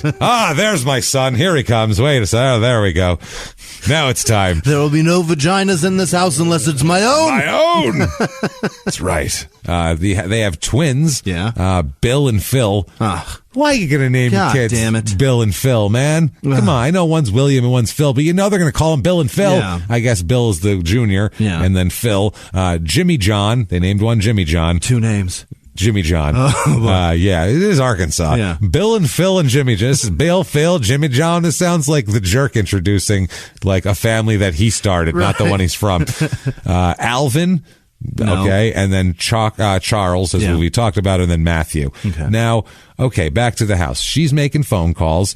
She offers him, and he accepts, milk and cookies. Okay. She makes him milk and cookies. How old is this guy? 42. Jesus. But if someone offers... I'm 41. If someone offers me milk and cookies, I am taking it. She's in her 60s? I'm in. That's what I mean. They're probably homemade. They're amazing. These aren't Chips Ahoy. No. She made these cookies. Yeah. That's what I'm saying. They aren't even Toll House pre-made. No. She put baking soda and shit, and baking powder. She didn't believe in that Toll House. That's garbage. That's not how her mom taught her to do it. Pre-made? That's not how Nanny taught her to do it. Yeah, Vern wouldn't eat in that shit. Vern wants it, so she knows how to make these cookies, and cookies and milk. I mean, this is wholesome. Would you like cookies and milk? Right. Sure, I would, ma'am. That's nice. And especially from her.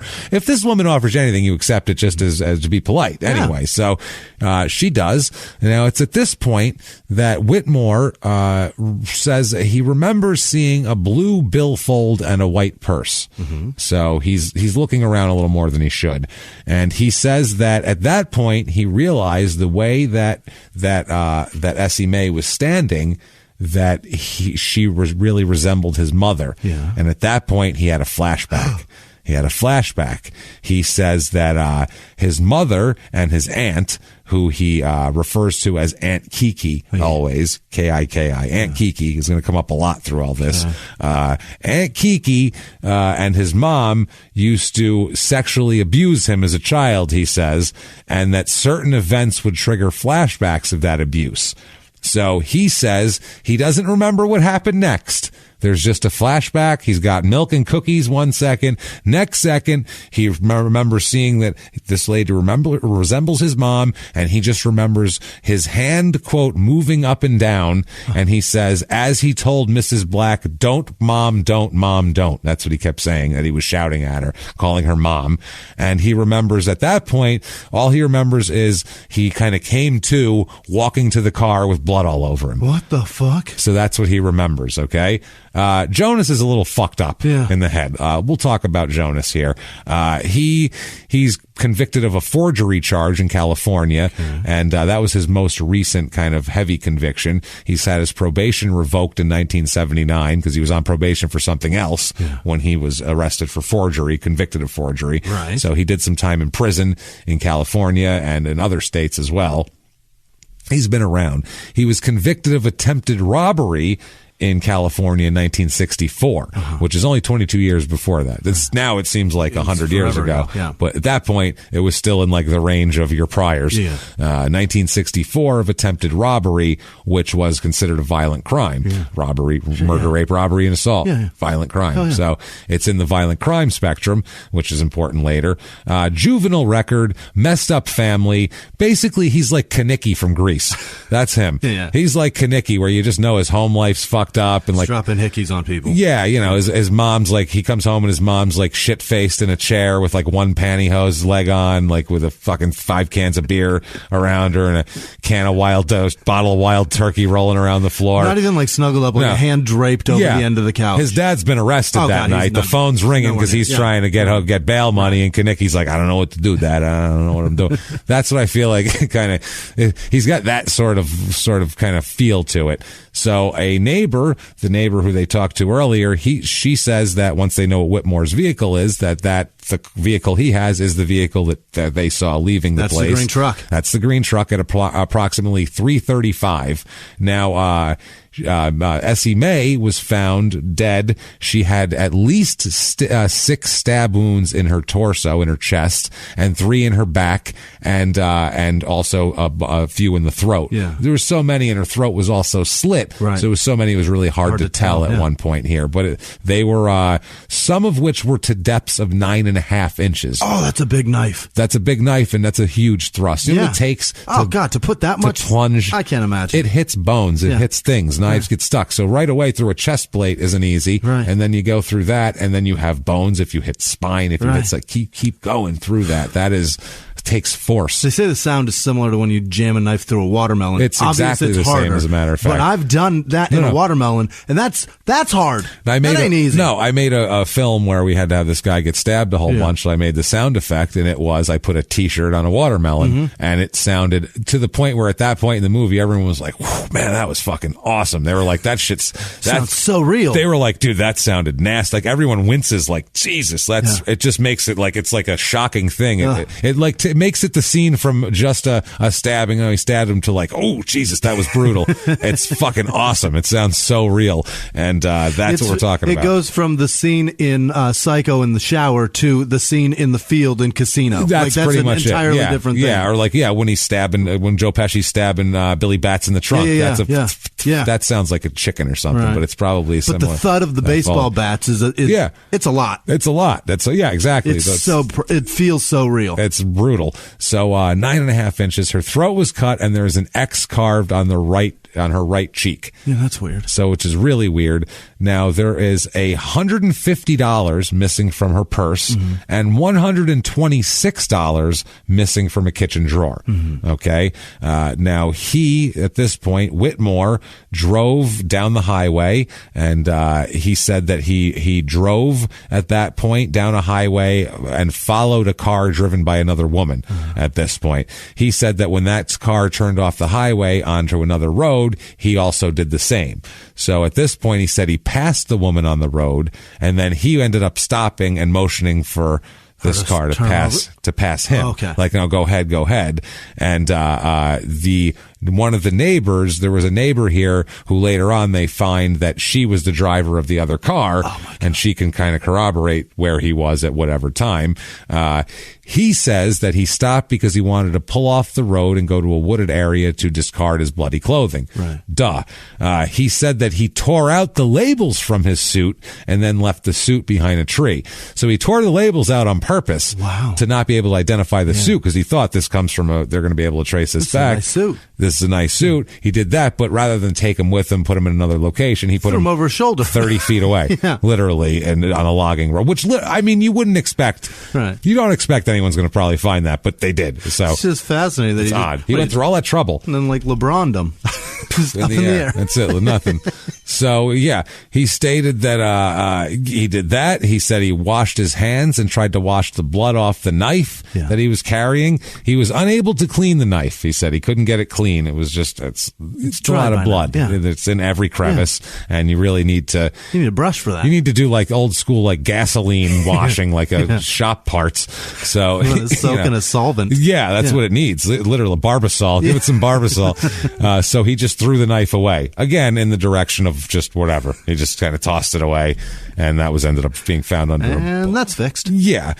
So obviously his clothing was the same. Was the same there, and his clothing and a knife stain with blood here. That was by the way, that knife, they tested the blood, comes back same as the victim's. Clearly, that was found there. The neighbor, the labels were removed there, and they traced it all the way back, like we talked about. From there, he says that this is amazing. He says that he went to the store and purchased a, quote, as he puts it, quote, fancy card for his wife, which is a card, like a card, like a Hallmark card. Yeah, he went and he's like, what card do you get when you murder a retiree?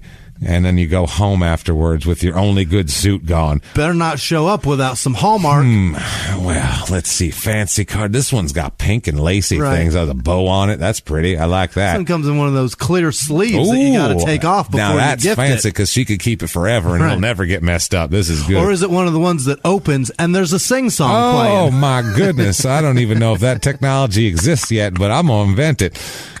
So he gets a fancy card for his wife and a carton of cigarettes with one for probably both of them or whoever, who knows, with one of the $100 bills. And then later on, he bought gas with another one of the $100 bills. You got to break the bills up here.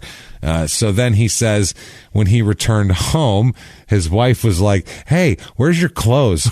Which is a reasonable question. Remember your money getting suit? Where'd it go? Where's your money? Usually you come home with the suit and jewelry and money. This time you don't have anything. Well, you have a fancy card, and I appreciate that. The sentiment in here is beautiful. It really is. Fantastic. I know you wouldn't have come up with that, but it's pretty fancy. I enjoyed the song. I appreciate it. I enjoyed the "You Are My Sunshine, My Only Sunshine" playing repeatedly when I opened Sung it. by Alvin and the Chipmunks. Pretty good. It's good. It's pretty impressive. So he, not only did he not have his clothes, but he immediately dyed his hair and shaved his beard and mustache. Yeah. Which is an odd thing to do when you get home. When you leave with a suit to get money and a place to stay, and you come home with no suit, needing to dye your hair and beard and shave your... Very little Questions. money, a full tank of gas, a carton of cigarettes, and a sing-song card. And a fancy card. So at now it's time to do some hair work. Weird. And then he says after that, making it even stranger, "Gather your shit. We got to go. Let's go. We're moving today. We're moving to where? We're driving to Montana now." Really? That's where he says we're going. So shit's way different than it was this morning. We have $226. Well, not anymore. Carton of cigarettes, some gas, and a fancy card. That's going to run you at least $2, even in the 80s. So where do they go? Yeah. Where do you go when your people are looking for you? Maybe you Deadwood. go to Roundup, Montana, which is pretty much Deadwood. You don't go somewhere named after like a deadly chemical. That or what they do when they get the criminal. That's the thing. The Roundup, Montana. It sounds rural, I'll tell you that much here. I'm going to go to Arrested, California. What the hell are you talking about? Go to fucking put my ass in jail, Colorado. That's where we're going. Going to slap the cuffs on him. Jesus. I'm going to Bookham, Dano, Detroit. Or Big House, Maryland. That's where I'm headed. Going there. You're winning. Because you know states and I know cities.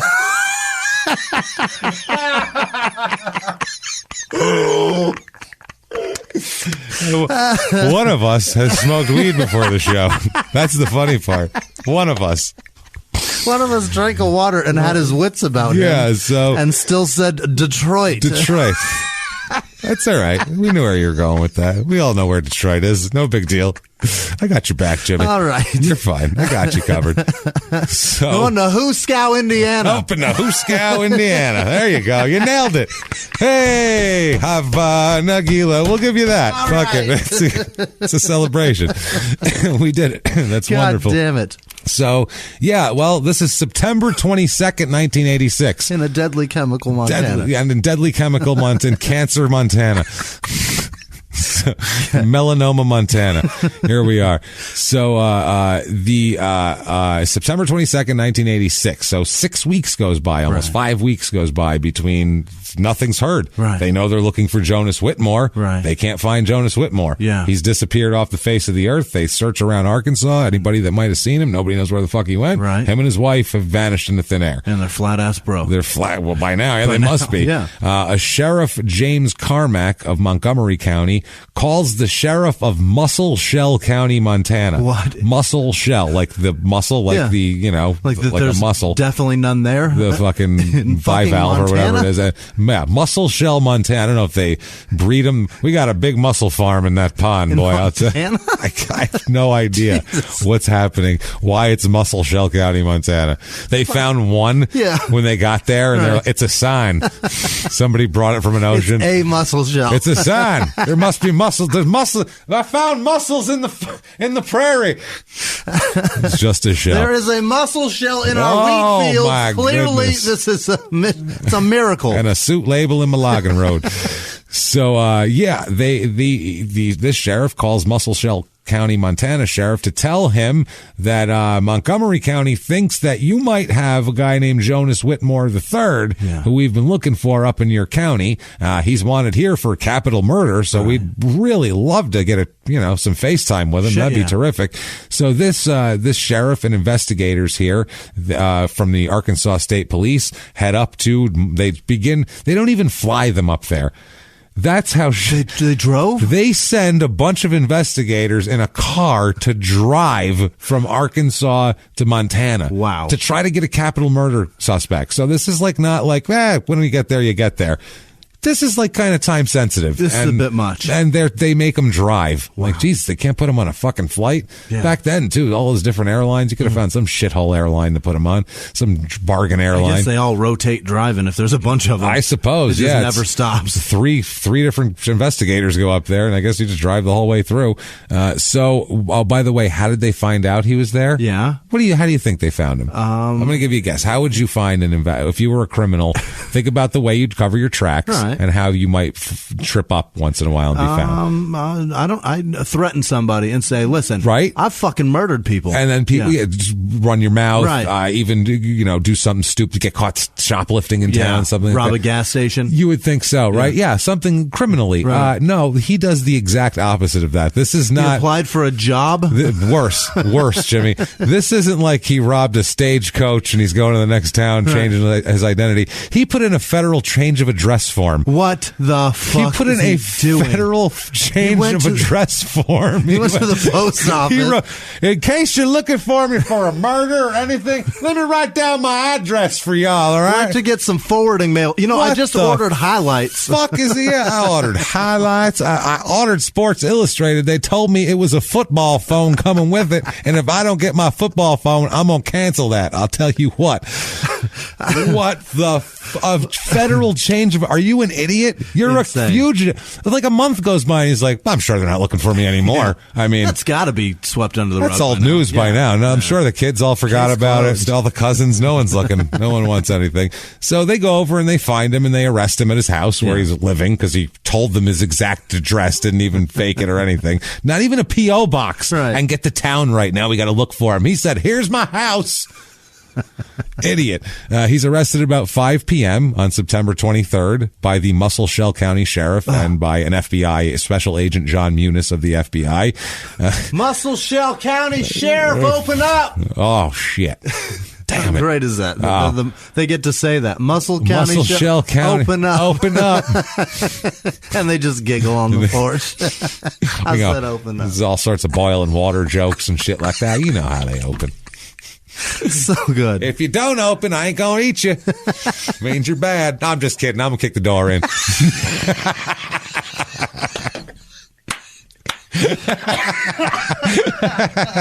Why is that funny? I just saw Reno 911. Yeah, that's what it seemed like. No, I'm just kidding. I'm just kidding. I'm gonna kick the door Jesus so Christ. Good. So they go and get him, and then the investigators from Arkansas show up at about 10 p.m. that night in their exhausted Ford Festiva that they all pulled into like a clown car. Jesus Christ. They see him in the Roundup jail, which is like, I assume, just a sheriff's desk in like one jail with a key ring hanging and a dog sleeping by it, and you're trying to get the dog to get the keys. There's like a corral arena, and he's like tied to that thing that goes around in circles. Running around. Come on, guys. This is fucked up. This isn't funny. He needs his exercise. Supreme Court says so. So, yard time. So good. Now, when he's first taken into custody at 5 p.m., the FBI agent Mirandizes him. Now, the Arkansas investigators show up at about 3 a.m. They show up at 10. And they get briefed and all that. They all share their intel, because back then they couldn't email it to each other or whatever. You got to drive it across the country. You have to drive it to Montana to hand it to another man. Here you go, sir. And so they don't get to him till about 3 a.m. They got to get their interrogation shit together too. What are you going to do? It's a plan they all do. These people haven't worked together before. It's people from one state, an FBI guy and Roundup or Muscle Shell guy.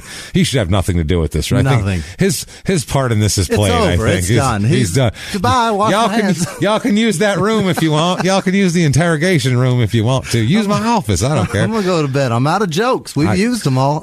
There's Cokes in the little fridge if y'all want any. But replace them. Because we can't just keep putting Cokes in there. The budget won't stand for it. So, they said they could have waited till later in the morning to talk to him, but they thought the sooner they gave him the Miranda warnings, the better. They wanted to get in there. There was no, they said there was no, there's nothing, the court even finds later, there's no advantage to waiting till 3 o'clock in the morning. It's like they didn't tell him he wasn't allowed to sleep or anything like that. So, whatever. They didn't, and they do not attempt to interrogate him at that time. They just Mirandize him at 3 o'clock and they go, just know you're, have a nappy. Have a nap, do whatever.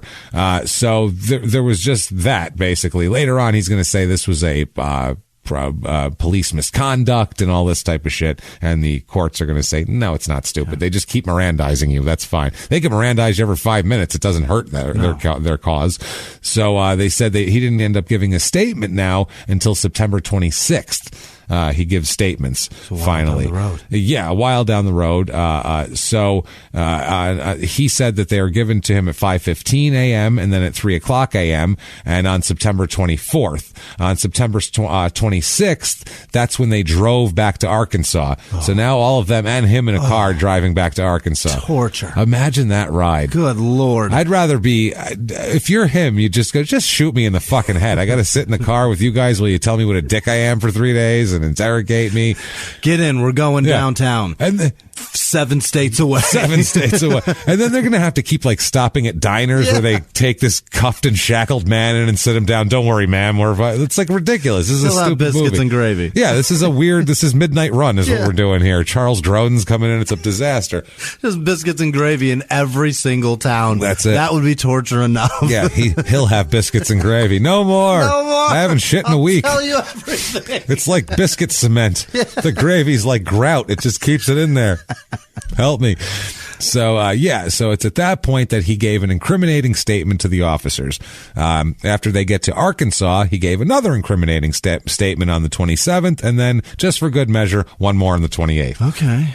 Repeats his whole thing. I'm guilty. I did it. Yes, I did. Oh, by the way, those other 2 times, still guilty. Got it. Just to make sure here. So later on, he's going to argue that he shouldn't have, police conduct from Mirandizing him at 3 o'clock in the morning days before that means that none of that should have counted. Okay. That's going to be his argument later on here. But doesn't that mean anything that you say now you're fucked? Pretty much, That's what your Miranda, because he thinks that after the Miranda, now everything I say, now I'm cool? Well, he thinks that they shouldn't have Mirandized him at 3 in the morning. Then later on, because they're saying in the car, basically they're in the car for days. Yeah.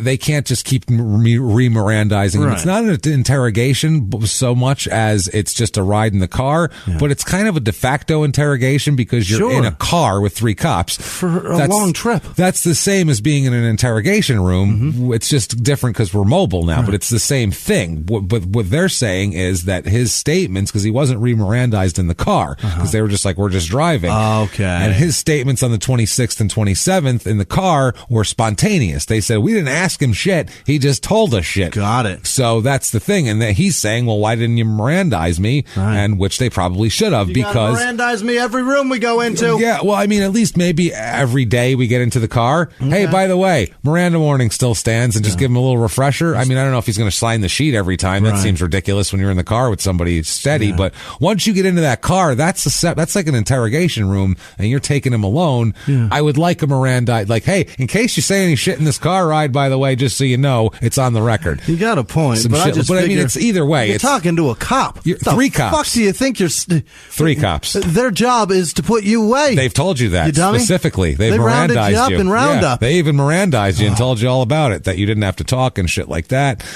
So the spontaneous, they said even if the statements were not spontaneous, the court later rule, they would still be admissible, because the case, basically there's another case that a Supreme Court case that says that you were given your Miranda warning. You know why you're in custody. Yeah. It's not like they took you in and sat you there, didn't say shit to you, then took you in the car, and then you bursted out because you didn't know why you were in custody. Right. You know why you're there. They Mirandized you about it before. You understand that there's nothing different from that than being driven back to Arkansas with these same cops. You get it. So they're saying... Same cops. You're talking about the same goddamn case. Yeah. So they're saying a spontaneous utterance at that point would be on you. Yeah. Basically, that's you're waiving your Miranda rights is what they're getting at that point.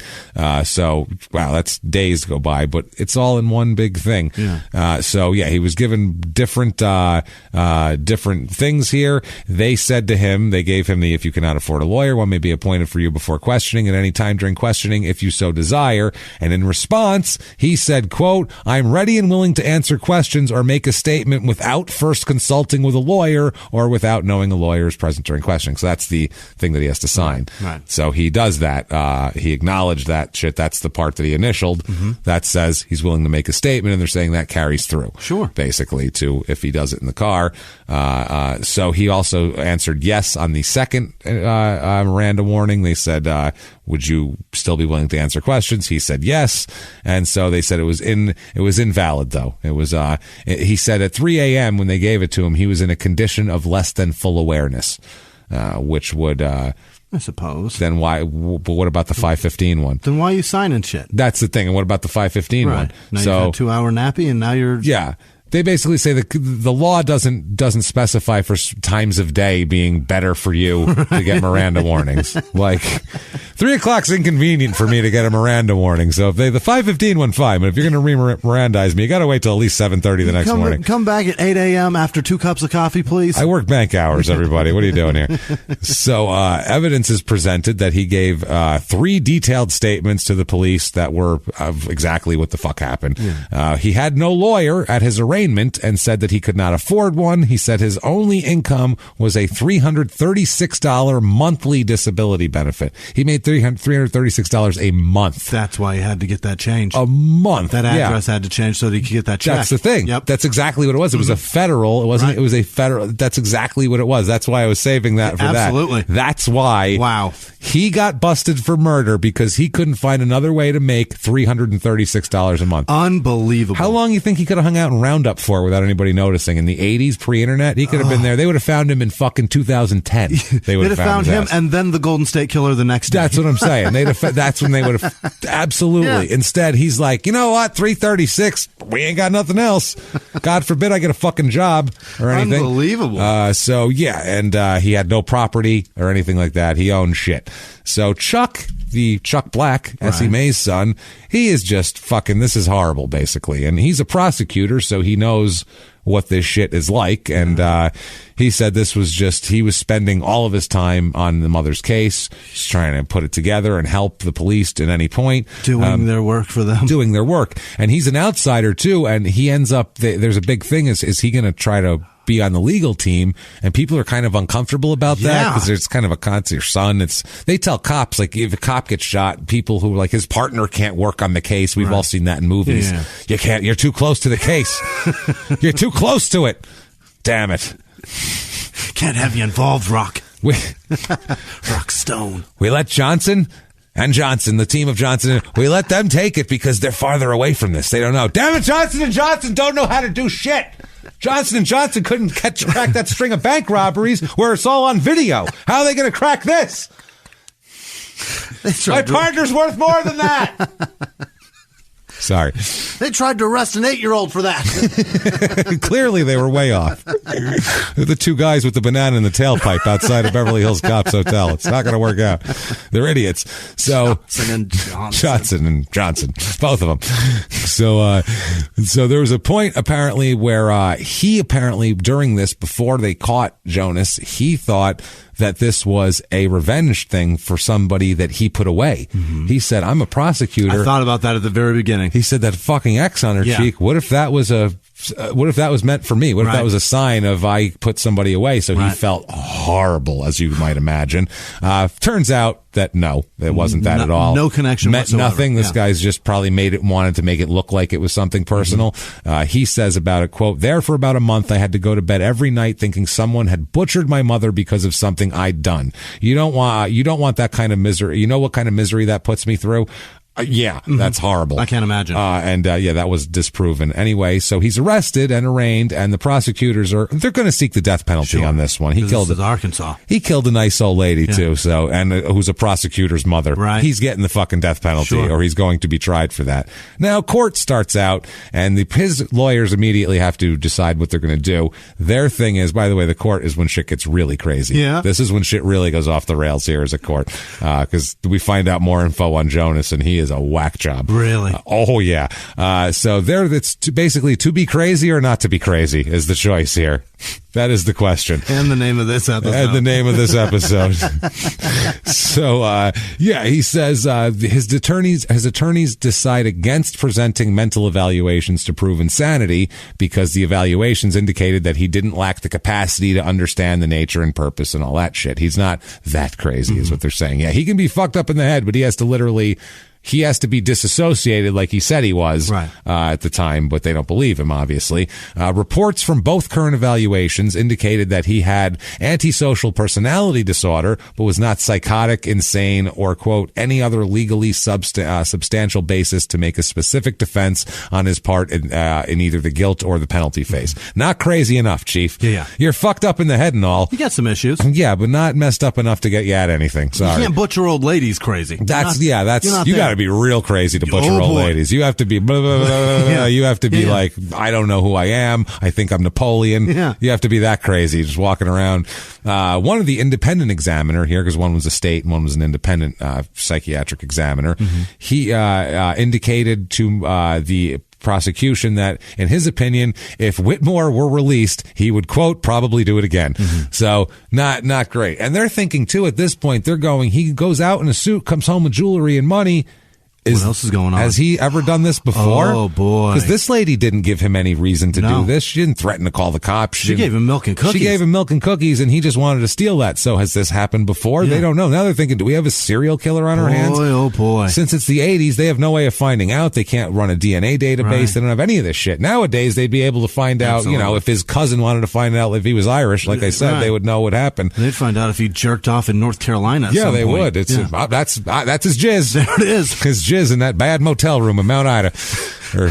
Jesus Christ. So, his attorneys said they decided against presenting the mental evaluations for that reason, that they would reveal that they were conducted basically in response to his violent behavior here.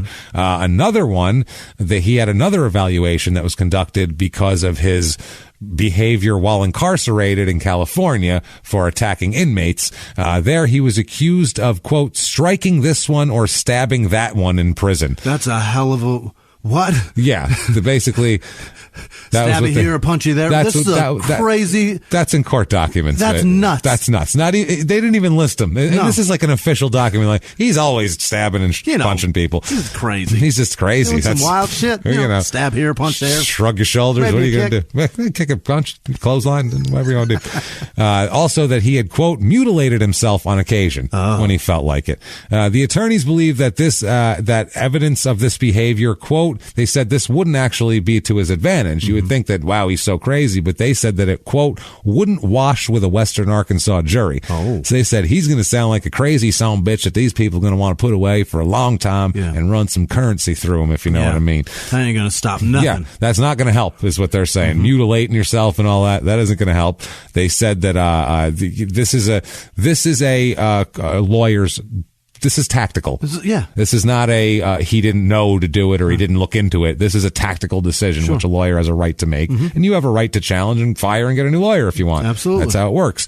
So they say that he could have made the decision to present the psychological testimony and it might have had disastrous consequences. They said any skillful cross-examination would have probably revealed that he did suffer from no mental impairment that would negate him from responsibilities. And he was, though, a maladjusted person with a propensity for violence, which would be worse for him in the eyes of the jury. Not crazy, just an asshole. Away with you. A murderous asshole and a violent asshole who might kill your mom if she gives him milk and cookies. Right. Nobody wants that guy on the street. That's some triggering. That's it. Yeah. No one wants anyone who kills 62-year-old ladies on the street. Sorry. That's the group. They're little kids. Those are the things that we can't have. Older ladies, little kids. No. You're not fucking doing that shit. Also, cross-examination also. And then old men under that. Old men under that. It depends, though, what kind of old man they are. Some of them are dirty old shits. But some of them are good. You got me like some old poor fucking I just mean the defenseless 75-year-old Vietnam veteran who's got like a limp and shit. Protect that son of a bitch. Leave him alone. In terms of fight back again. Any little crusty old man. That's terrible. It's hard to justify punching that guy in the face. Isn't it weird? Okay, this is a weird thing, and please don't take this the wrong way, because these people, I want them to pay for their crimes. But when you see, like, when they would find, it doesn't happen anymore really, but like 10, 15 years ago, they'd pull some fucking 98-year-old Nazi out of like Argentina who was like an SS officer who ran some camp, and they bring him into court, and he looks like Kirk Douglas, like he's been dead for 10 years. He looks like he's gonna die before this trial's over. He doesn't know what's going on. He's shitting himself. And for a minute before it's hard to picture that man as a strong person.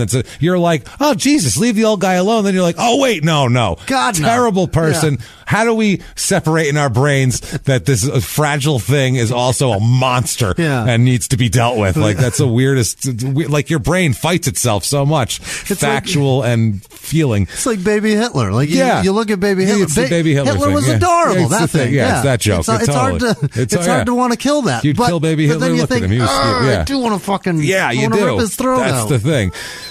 So, so they said that this is all lawyer shit. Also, they said that the decision not to present evidence in the penalty phase is well within the practical choices that are not to be second-guessed as long as they're based on informed and reasoned judgment, which is what I said. They were saying now, what about Aunt Kiki testifying? Because that could help a lot. If Aunt Kiki comes in and said, yeah, me and his mom used to molest the shit out of him, and that would give him flashbacks. They said that would help.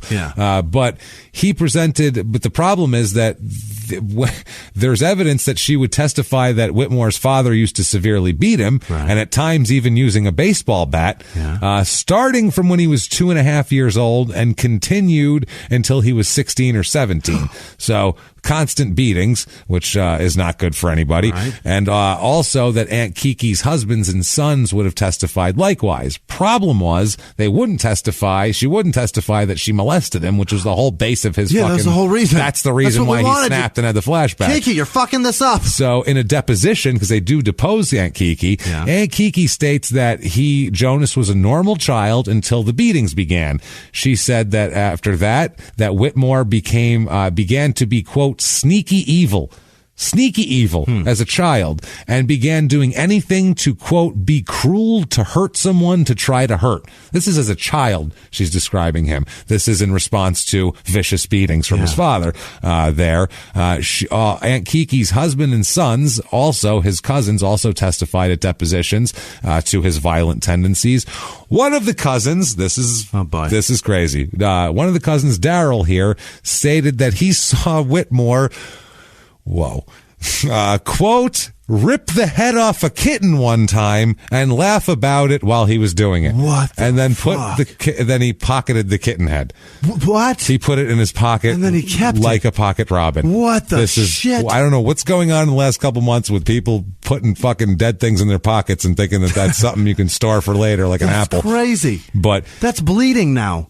Oh, yeah. What are you doing? There's tendons and shit. Yeah, quote, rip the head off a kitten and laugh about it while he was doing it. My God. Rip the head off of anything. That's insane.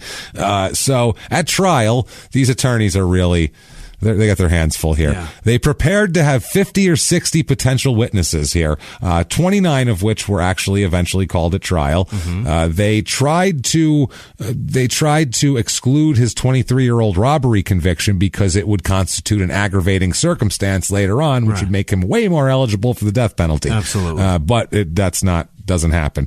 But the aggravating circumstances shall be limited to, this is the law, the person previously committed another felony, an element of which was in the use of a threat, or use or threat of violence to another person, or the creation of a substantial risk of death or injury or physical serious injury to another person. So that's robbery, is what that is.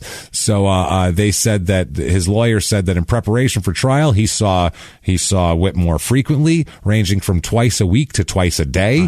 He had conversations with him lasting anywhere from 30 minutes to 2 hours. So a lot of FaceTime with his lawyer. His other lawyer, Kirkpatrick, said that he spoke with Whitmore about 20 different times, and they said that the Humphrey lived a lot closer there, so that's why he was located closer, so he got to see him more, and the other one had less contact because he was farther away. The attorney said they had a lot of frustrations dealing with Whitmore, as you might imagine. He's not just an easygoing guy. They said a story that Whitmore told them involving a hitchhiker who Whitmore said was the actual murderer. That's what they were doing. So they said, look, man, I didn't do it, but I picked up a hitchhiker on the way out of town and he did it. Okay. He said he did it. And he got the blood. And I gave him a suit, and that's what happened, because, I was a hitchhiker. Got it. So he was doing it.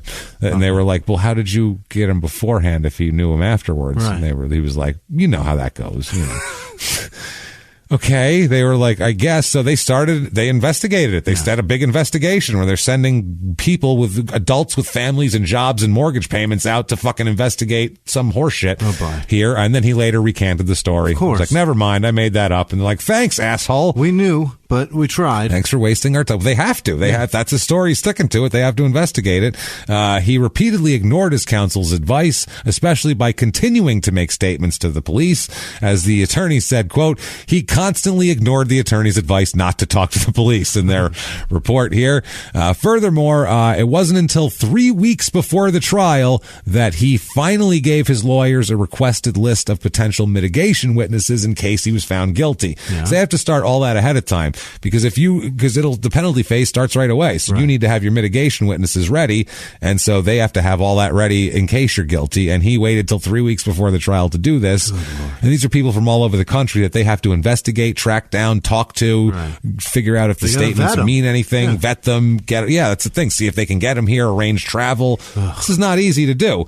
And so, this is nuts. So the prosecution during the guilt phase here, they present evidence that's pretty straightforward. The suit, they present evidence that $226 had been stolen from Mrs. Black here by Whitmore, and because there was no blood on her purse or the drawer that contained some of her money. So their theory is he must have stolen the money first and then murdered her to cover it up, which is the exact definition of what you get the death penalty for. Murder to cover up a commission of another crime, which is robbery, that's an aggravator. You're fucked, mister.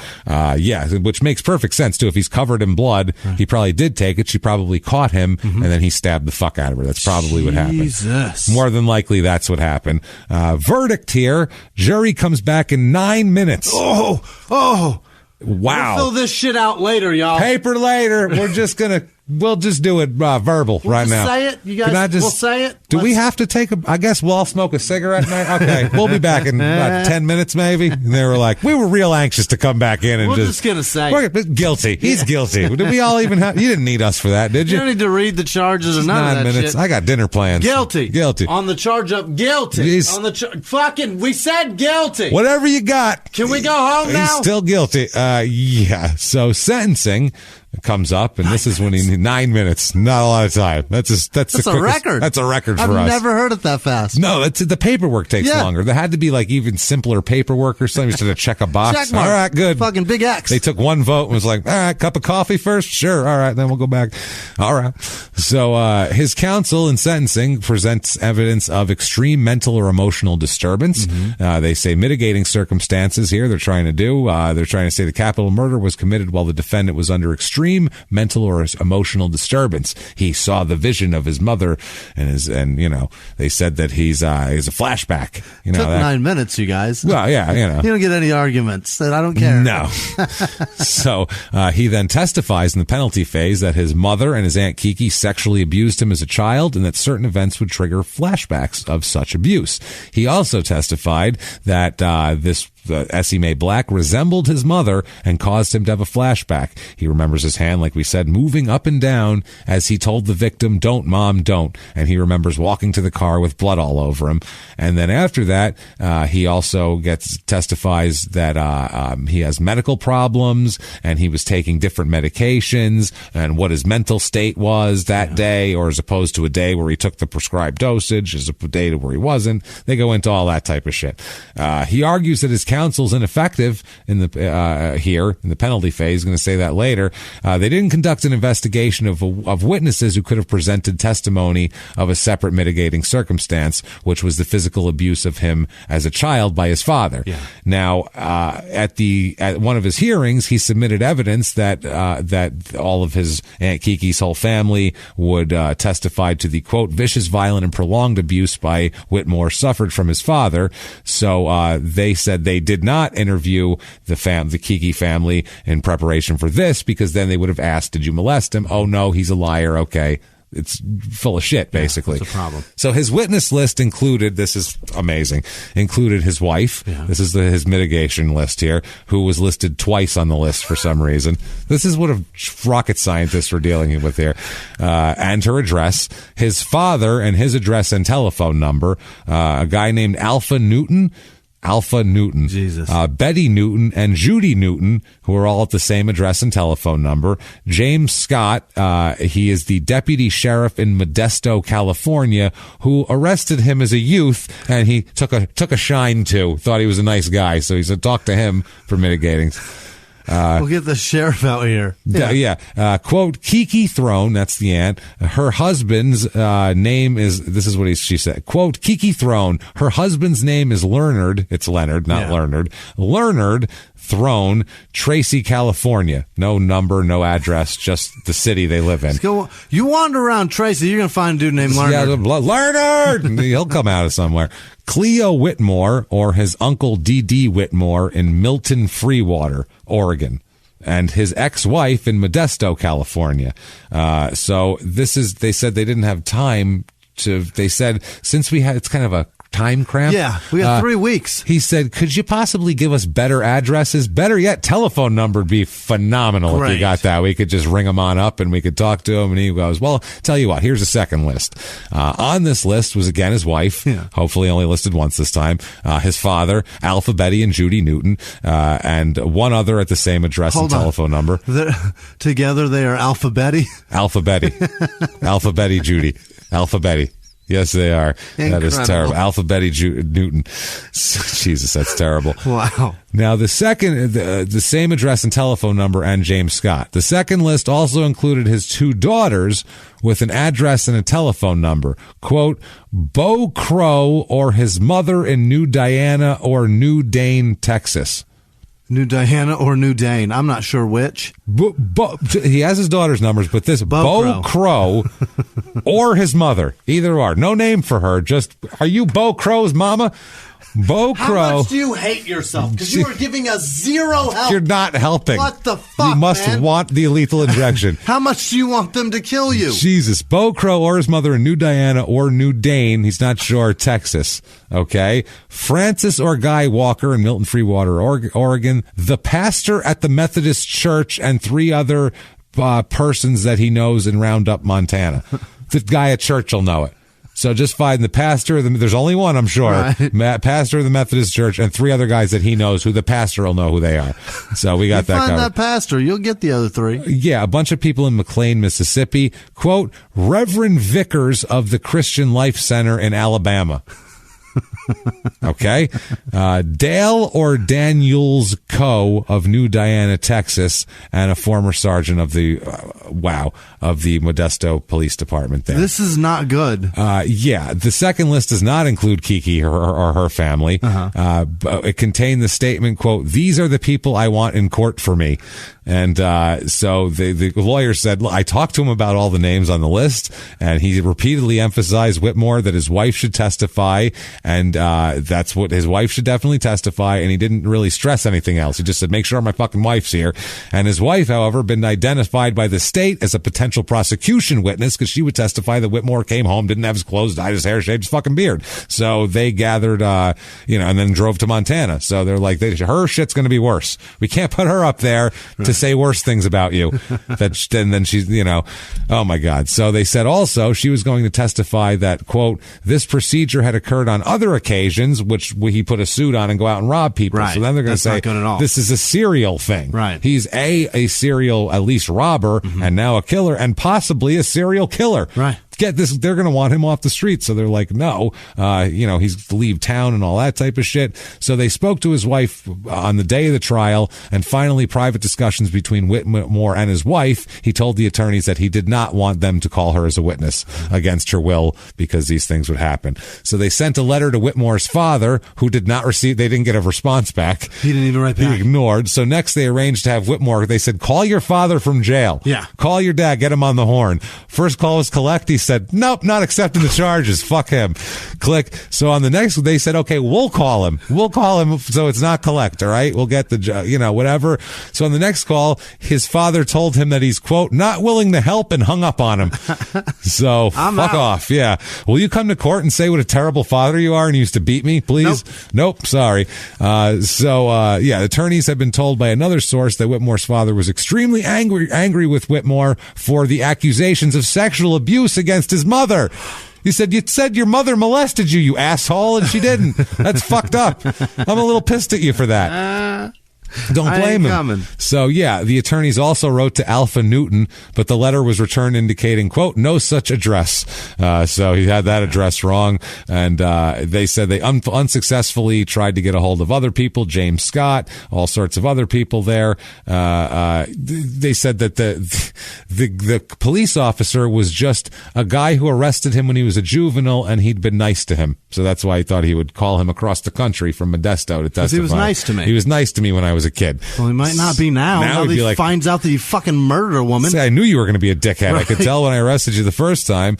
So, he said he called other people, wasn't able to get anybody on the phone. They didn't contact any of the people in Roundup because they said you barely knew those people. Right. They're not, that's not a character witness. Somebody who knew you for 2 weeks while you were lying to them about who you are and where you were, why you were there. Not going to work, dude. No. So they said, the other people they contacted on the list said they hadn't seen him in years, only met him briefly, had no substantial knowledge of anything about him. They barely knew him. I worked with him for 2 weeks. I don't know why you're calling me. Shit like that. He was just anybody he knew. He thought mitigating witness list was just write down people you've met. And he was like, all right. And then they just wrote him down. I got this. Yeah.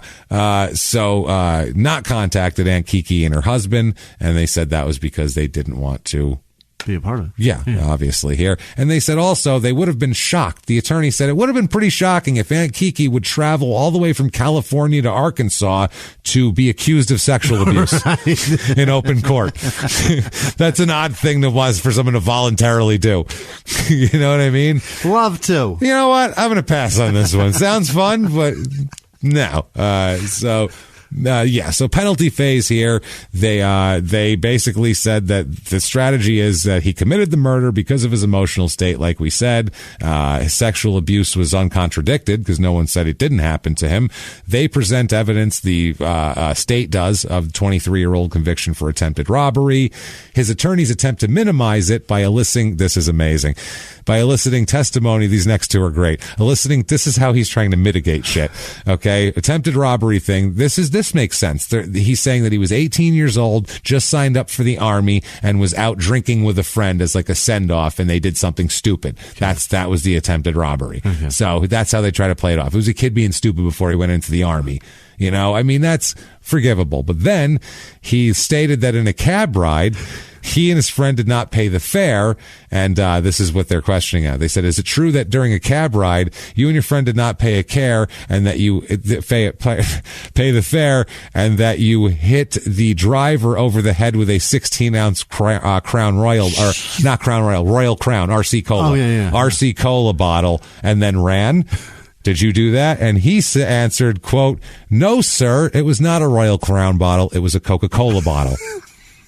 Not the best time to be a wise ass. No. At all. And that and in the 80s, those shits were made of glass. Oh, yeah, that's a heavy bottle. Those are thick, too. His attorney said that, quote, it was evident at that point that Whitmore had lost favor with the jury. Yeah. I think probably before that, but that didn't help at all, because now he's a wise ass. Right. The attorney said that, quote, you could hear the eyes just drop in the jury box because of the situation that was involved and his apparent disdain for all of it. It was a smart mouth remark that really cost him. Yeah. Stupid. Don't do that. You've been found guilty of murdering a nice lady. Have a lot of contrition about that shit. If it was The Office, he would have delivered that line and then looked right at the camera. Yeah. Get the joke? Got that? So the jury here, they have a jury form that says, was the murder committed while Whitmore was under extreme emotional mental disturbance? The murder was committed while under unusual pressures or influences? These are all the mitigating circumstances that are on there. In the penalty phase here, jury found that it was for purpose of avoiding or preventing an arrest and escaping from custody. So the aggravating circumstances outweighed beyond a reasonable doubt any mitigating circumstances. You, sir, may fuck off. Death penalty. Oh boy, for Mr. Whitmore. It's over. It is over. That bottle comment might have cost him big time. That might have cost him his life. That might have been the one where they went, he's kind of a dick too. You know what I'm saying? Kind of don't like him. He's a wise ass. Fuck that guy. It's a great joke though. It's a pretty good joke. It's not bad. So quickly here, this one thing in 1989, he appeals based on was a rule called Rule 37, and it's a rule that it's about appeals in death penalty cases and these long sentences, and it basically says that a certain amount of appeals have to happen, and there tons of people were trying to get rid of it on the political end, saying we need to fast track these people to the electric chair. Well, so we all know what a bad fucking idea that is. Yeah, when they did that, now we go, oh shit, we killed a bunch of people. Fuck. Wait a minute, they're already dead. Yeah. Set that one man free. The murderer is now in prison. He's fine. Give his corpse to his family. Already killed that one. Well, shit. Well, shit. Sorry about that. Can we say he fell down? Should we set that man free then? Because somebody's already paid for it. Well, no, I don't think so. No, we'll get him too. So, yeah, really. So this is an appeal for himself and another inmate. This is the thing. He appeals for not only himself, but Ronald Gene Simmons. Yeah, Ronald Gene Simmons, who is a convicted murderer, a lot of people know who he is. He murdered 16 people. Jesus. Most of them his family, and was sentenced to death. Arkansas state law did not require appellate review of capital sentences. And so Simmons chose to not to contest the conviction or the sentence and request a speedy execution. Right now. Just kill me. Now, what he did is, before Christmas 87, he decided to kill his whole family. Yeah. So on December 22nd, he killed his wife and his son by shooting them with a .22. Then killed his 3-year-old granddaughter by strangling her. He then dumped the bodies in a cesspit he had forced his children to dig for this purpose. He then waited for his other children to return home, and once they returned home, he told them that he had presents for them, but wanted to give them one at a time. So he then killed them one at a time while they thought they were getting presents. He killed his 17-year-old daughter, strangled her, and held her under the water of a rain barrel. Drowned her in a rain barrel. And 3 other children, Eddie, Marianne, and Becky, were all killed the same way. Wow. Then he went out December 26th to get the remaining members of his family who were there for a Christmas visit. He killed his son Billy and his wife, who were both shot. He then strangled and drowned their 20-month-old son. What a dick. He then shot and killed his oldest daughter, who, by the way, had been sexually abused by him and her husband. And then he strangled his child, then strangled another child, and then a 7-year-old, and finally his 21-month-old grandson. He also strangled. Laid the whole body in neat rows, all in the living room of his house. They were covered with coats, except for one of the bodies, which was covered with a tablecloth. And then he wrapped up the others in plastic sheeting and spent the rest of the evening drinking beer and watching TV. Wow. Somehow still only the second worst Gene Simmons. Second worst. Second biggest monster. Oh, by the way, he wasn't done. He then drove the next day, 2 days later, walked into a law office, killed the receptionist, who was a young woman, just working as a secretary receptionist, that he apparently was previously infatuated with this woman, but she had rejected him. He next went to an oil company office where he shot dead another man, the owner, and then another guy there, and then drove to a convenience store that he previously worked and shot and wounded 2 more people. So he said, everyone that's ever wronged me, I'm killing everybody tonight. Focused. Wow. Focused. He didn't fire willy-nilly. He's like, I want to kill him and him, but I mean, there's children, all sorts of kids. So he wants to be killed, but this case affects basically anyone who's on death row doesn't want this to happen because they want to challenge that you can even have a speedy execution. So they got to stop that guy. So Whitmore files on his behalf to do this. The court rules, though, that you cannot file on someone else's behalf for this. They have to want it themselves. A Catholic priest who was apparently friends with Simmons, quote unquote, also tried to file on his behalf, and it wasn't taken.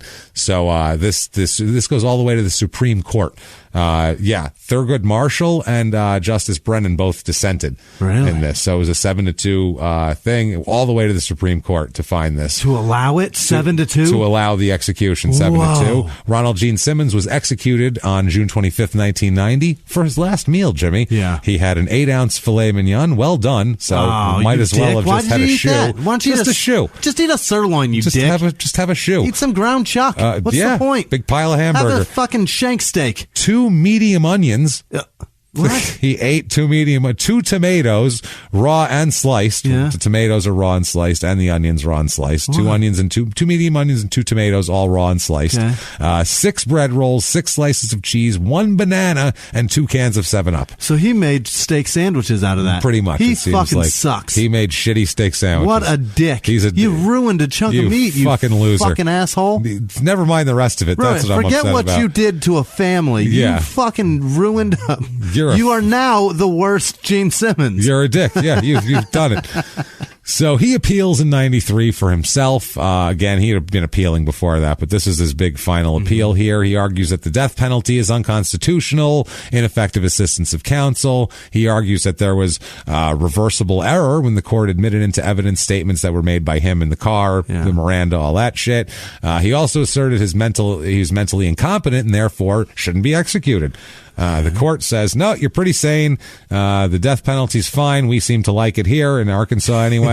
And, an ineffective assistance of counsel. They said, what the fuck more did you want us to do? Right. They said, what did you want them to do? They literally did everything that attorneys can do. You didn't fucking help at all. They said the court here has to answer this. They must, quote, determine whether counsel's performance in evaluating the mitigating evidence available to them and in deciding not to pursue further mitigating evidence undermines our confidence in the adversarial process of this case. In other words, did he do it for his client's best interest? And that's what they said. It was a matter of strategy. The performance was, they said that they didn't even find it deficient. Like, he didn't even do a bad job. Never mind a, completely constitutionally irresponsible job. He was actually, they tried hard. So, it turns out to be that the mental evaluations weren't helpful. None of the shit that he says would have got him off and his lawyers didn't do would have been helpful to him. They said, your lawyers did you a favor. They're trying to tell him not only were they not ineffective, they were actually the best thing for you. You're just an idiot. You could have not, said the Coca-Cola remark and all that kind of shit. They said no evidence that the defendant gave counsel information which would have led him to reasonably conclude that further investigation was necessary of the Kiki thing. He'd consistently accused Aunt Kiki of sexually abusing him as a child, and they had reason to believe that interviewing her would not result in mitigating information, therefore would not be a fruitful use of their time and resources. Fucking fair. He emphasizes here the abuse of his father would have been relevant in proving that, but they said that this evidence might have been presented. They said that that when that they had talked to him before, that he hadn't mentioned it. So they said that the undisputed relevancy of this information of his neglectful, sometimes violent family background isn't going to be enough mitigating to overcome what he did, basically. The cross-examination of Aunt Kiki would have been disastrous for him, as we talked about, and he wanted to testify about sexual abuse, and he did. They said he stuck to his story throughout everything, from the police all the way through the penalty phase, and so all they could have got Aunt Kiki for was basically to deny it, unless she was like, "Yep, me and his mom, boy, we did the worst things." We really ran through him. Hours at a time. I mean, it was traumatic. Boy, I would have killed people if I was him. I'll put it that way. Anybody look like me, I'd kill him right now if I was him. Like, that's not the way this shit works.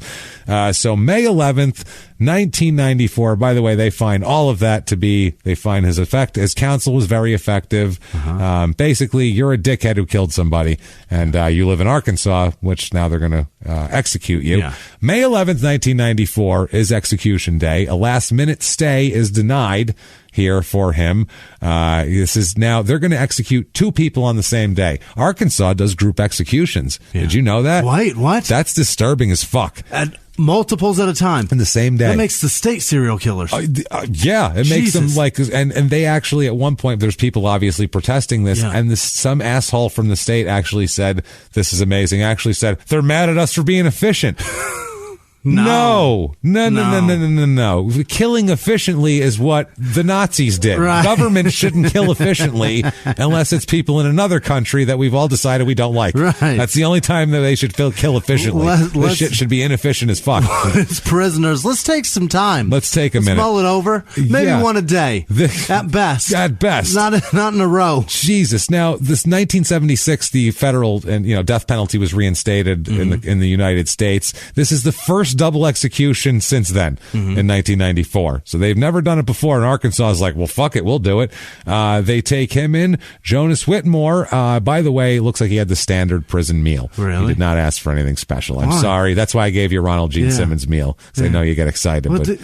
Just whatever was on the meal. Just whatever. He just took it. He didn't care. They asked him, would you like a last statement? And he said, nope. And that was that. 8:08 p.m., lethal injection. He's pronounced dead. Really? And then about an hour later, Edward Charles Pickens dies from a lethal injection as well.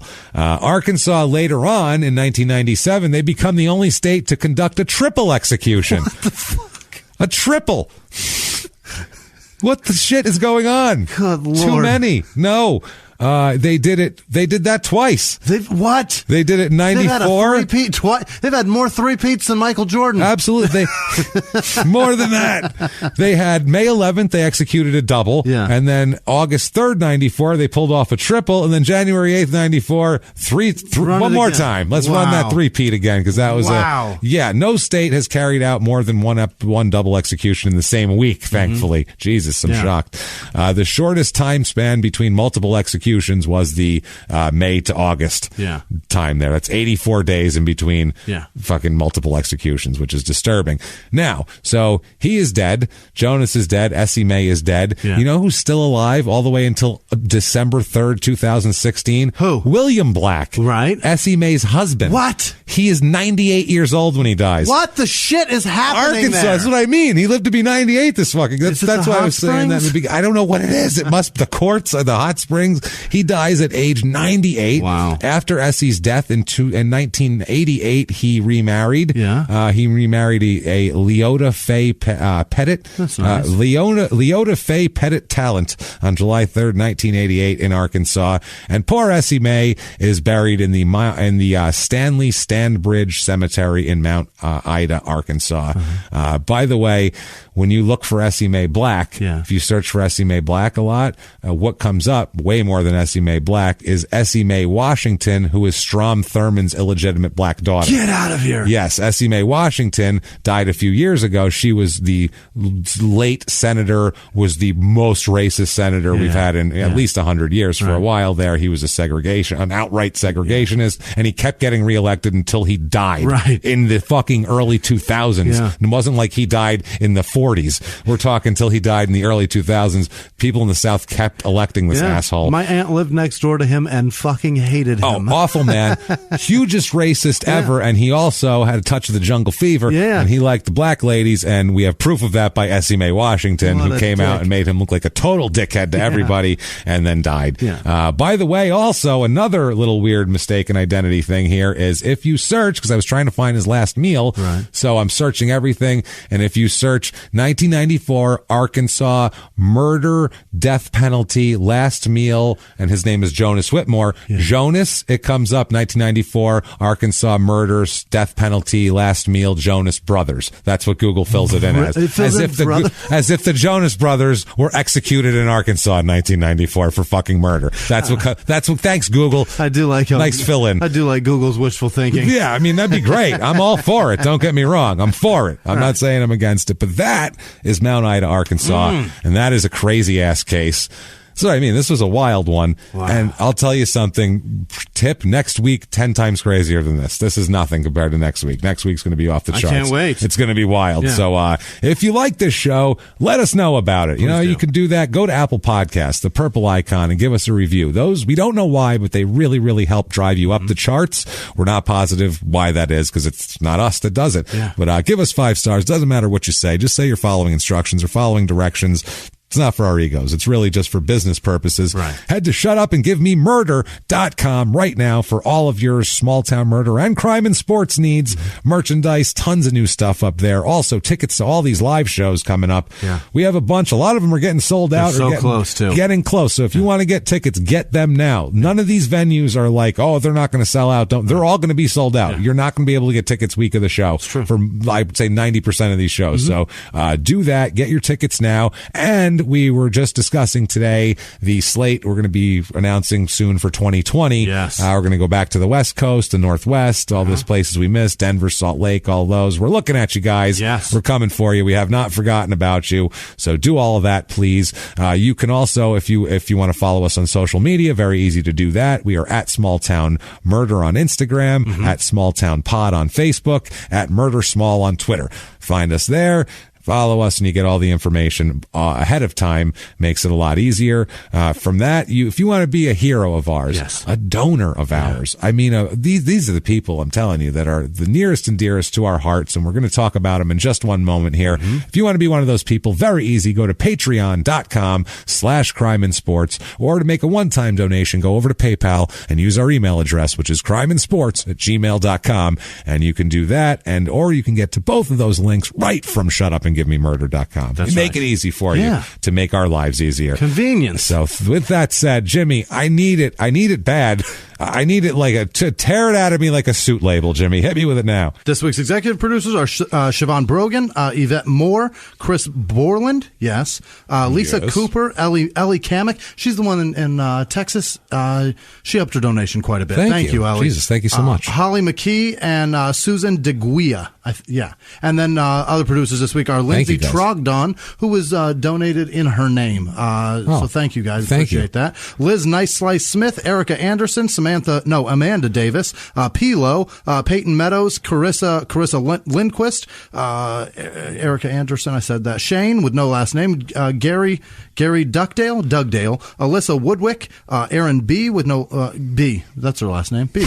Roland Mitchell Ring, Haley Wyhe, Travis Tim, Robin Brown Gallahan, Tara Jenkins, Elizabeth with no last name, Sharon Carter, Gina Vanda Zandschloop.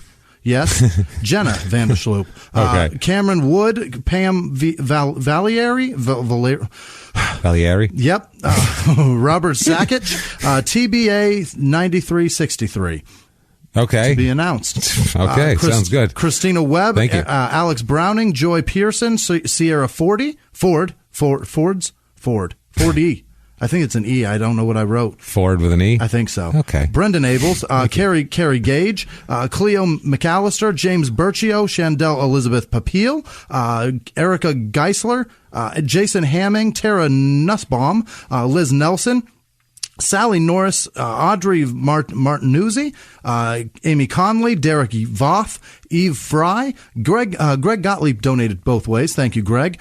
David Barnhart, Jamie Malici, Ben Kreis, Timothy Sparling, Sherry Sammons, Kayla Marquardt. Yes. Alicia Massey, Ashley Furman, Joe Moran, Robin Anderson. I think I said that. Thank you. I think she donated twice. Well, shit. No, thank it's you. A different Anderson. Well, never mind. We appreciate all the Andersons here. Anjanette Mazlewski. Anjanette? That's a tough name when they give you the same name twice. Anjanette. And then a long last name, too. Shelby Graham, Jill Osborne, Isla Vainel, Tina Prusy, Jeremy Binder, Ashlyn Riggets, Jilly Ann Osborne, Frances Hitsky. She's in Europe. Oh, and thank she is you. Fantastic. She went to CrimeCon. She's all into this crime stuff. Thank you, Frances. Mariah Jensen. Yeah.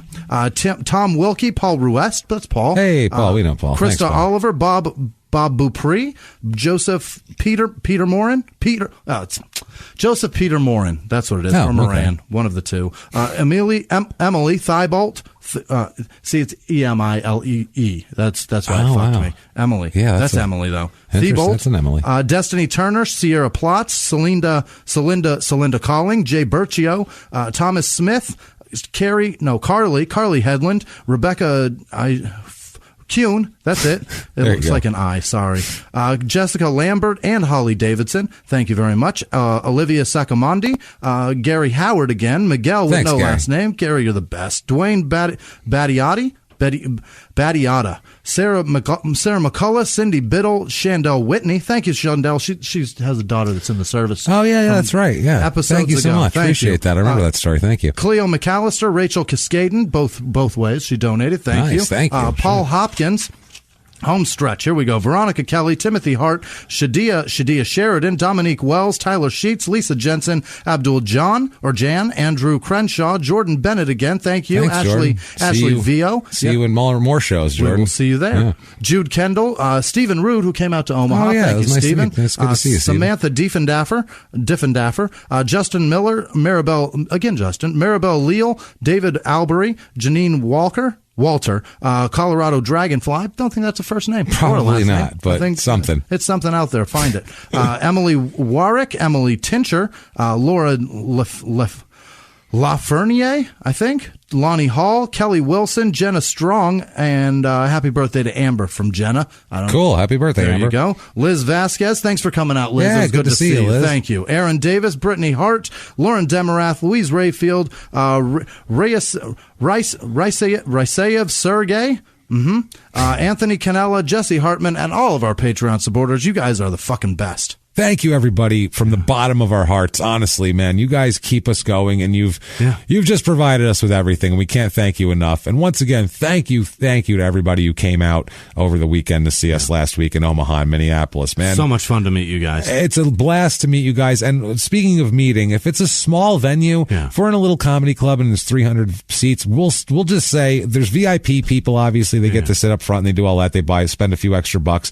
They're going to get to come first, but then after that, we're going to meet everybody we possibly can. Whoever wants to stick around to hang out, we're going to meet them, and we're happy to do that. We apologize places like Minneapolis. We don't want to just come in and do a 300-seat show because there's 1,000 people there that bought tickets that obviously want to see us in that area. So we want everybody to be able to come, but we can't meet 1,000 people. We'd love to, but we go to these places. It's the theater. It's all union people. They're not going to stay till 2 a.m. so we can meet people. They're not making any money. So they're like, we're not going to just pay people so you can shake hands. And so that's what ends up happening. So it's not us. We don't say, well, fuck these people. It's literally business-wise, we're not allowed to do it. It sucks. So we try our best, though, and we're going to try to do that. If it's a small venue, we'll do our best. If we don't have to leave on a flight at 6 a.m. to make it to the next city, we'll stay as late as we can. We're doing our best here. And if they kick us out, then we'll end up going to a bar or something. I'll do my best to hang out as much as I can, man. But the distance that we've got to go to the next show is crazy. It's hard. So sometimes we just got to go. Thank you, though, and we're trying our best blast to meet everybody, and thank you for everything you do there. What if people wanted to thank you, Jimmy? How could they do that? You can find me at Whisman Sucks, WHISMAN Sucks on Twitter, Instagram, and Snapchat. I appreciate you guys sending everything that you send, and I'm trying my best to get back to all of them. It's gotten so many, it's hard. So much responses that it's just tough to get back to everything. But I'm doing my best. So where can they find you? You find me at Jimmy P is funny, or you can just copy and paste my last name from the show description and find me that way. I hadn't been on Facebook in about a year and a half, and I got back on there to say thank you to everybody, and that's so I checked and I accepted all the friend requests that I had backlogged for a year and a half from you guys. So I have a few spots left on Facebook before I'm full. So if you want to hit me up on there, I'll fill out my last few people on Facebook, and then we'll stick to the other platforms. But do that. Keep listening to the show. Like I said, next week's going to be insane. We're excited for it, as always, and we'll see you, like we said, also San Diego and LA in a month. And with that said, everybody, it's good stuff here. I'm still blown away by the kitten. I'm sorry. I wanted to say goodbye, but I don't know. Ripping a kitten's head off. That was just too much. There's too much going on with that to put that just right away. I had to put it in my pocket. No pun intended. Yeah. Way too quickly. I guess until next week, everybody. It's been our pleasure. Bye.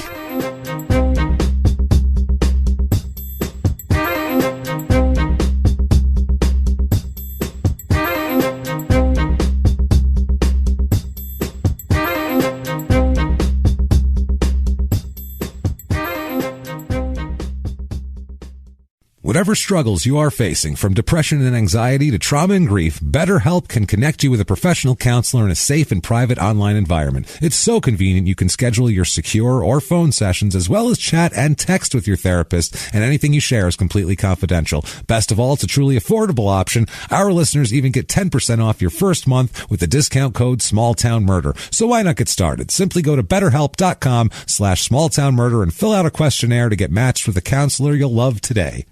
If you like Small Town Murder, you can listen early and ad-free now by joining Wondery Plus in the Wondery app or on Apple Podcasts. Prime members can listen early and ad-free on Amazon Music. Before you go, tell us about yourself by filling out a short survey at Wondery.com/survey. In the 1980s, a rosé swept the country. Hey, Mike, I really like this White Zinfandel. Well, good. Now put it down. I'm going to try another one. White Zin became America's top-selling wine. But most don't know that this sweet drink has a sour history. What began in 1986 with counterfeit bottles, a big fraud, a multi-million-dollar fraud, sent investigators chasing one of the most powerful families in the business, the Licciardis. But the closer the feds got to them, the more dangerous things became. It's a story of deceit. At the time, I was paranoid. Threats. You touch my kids, I will kill you. And murder. With a .22 caliber bullet to the head.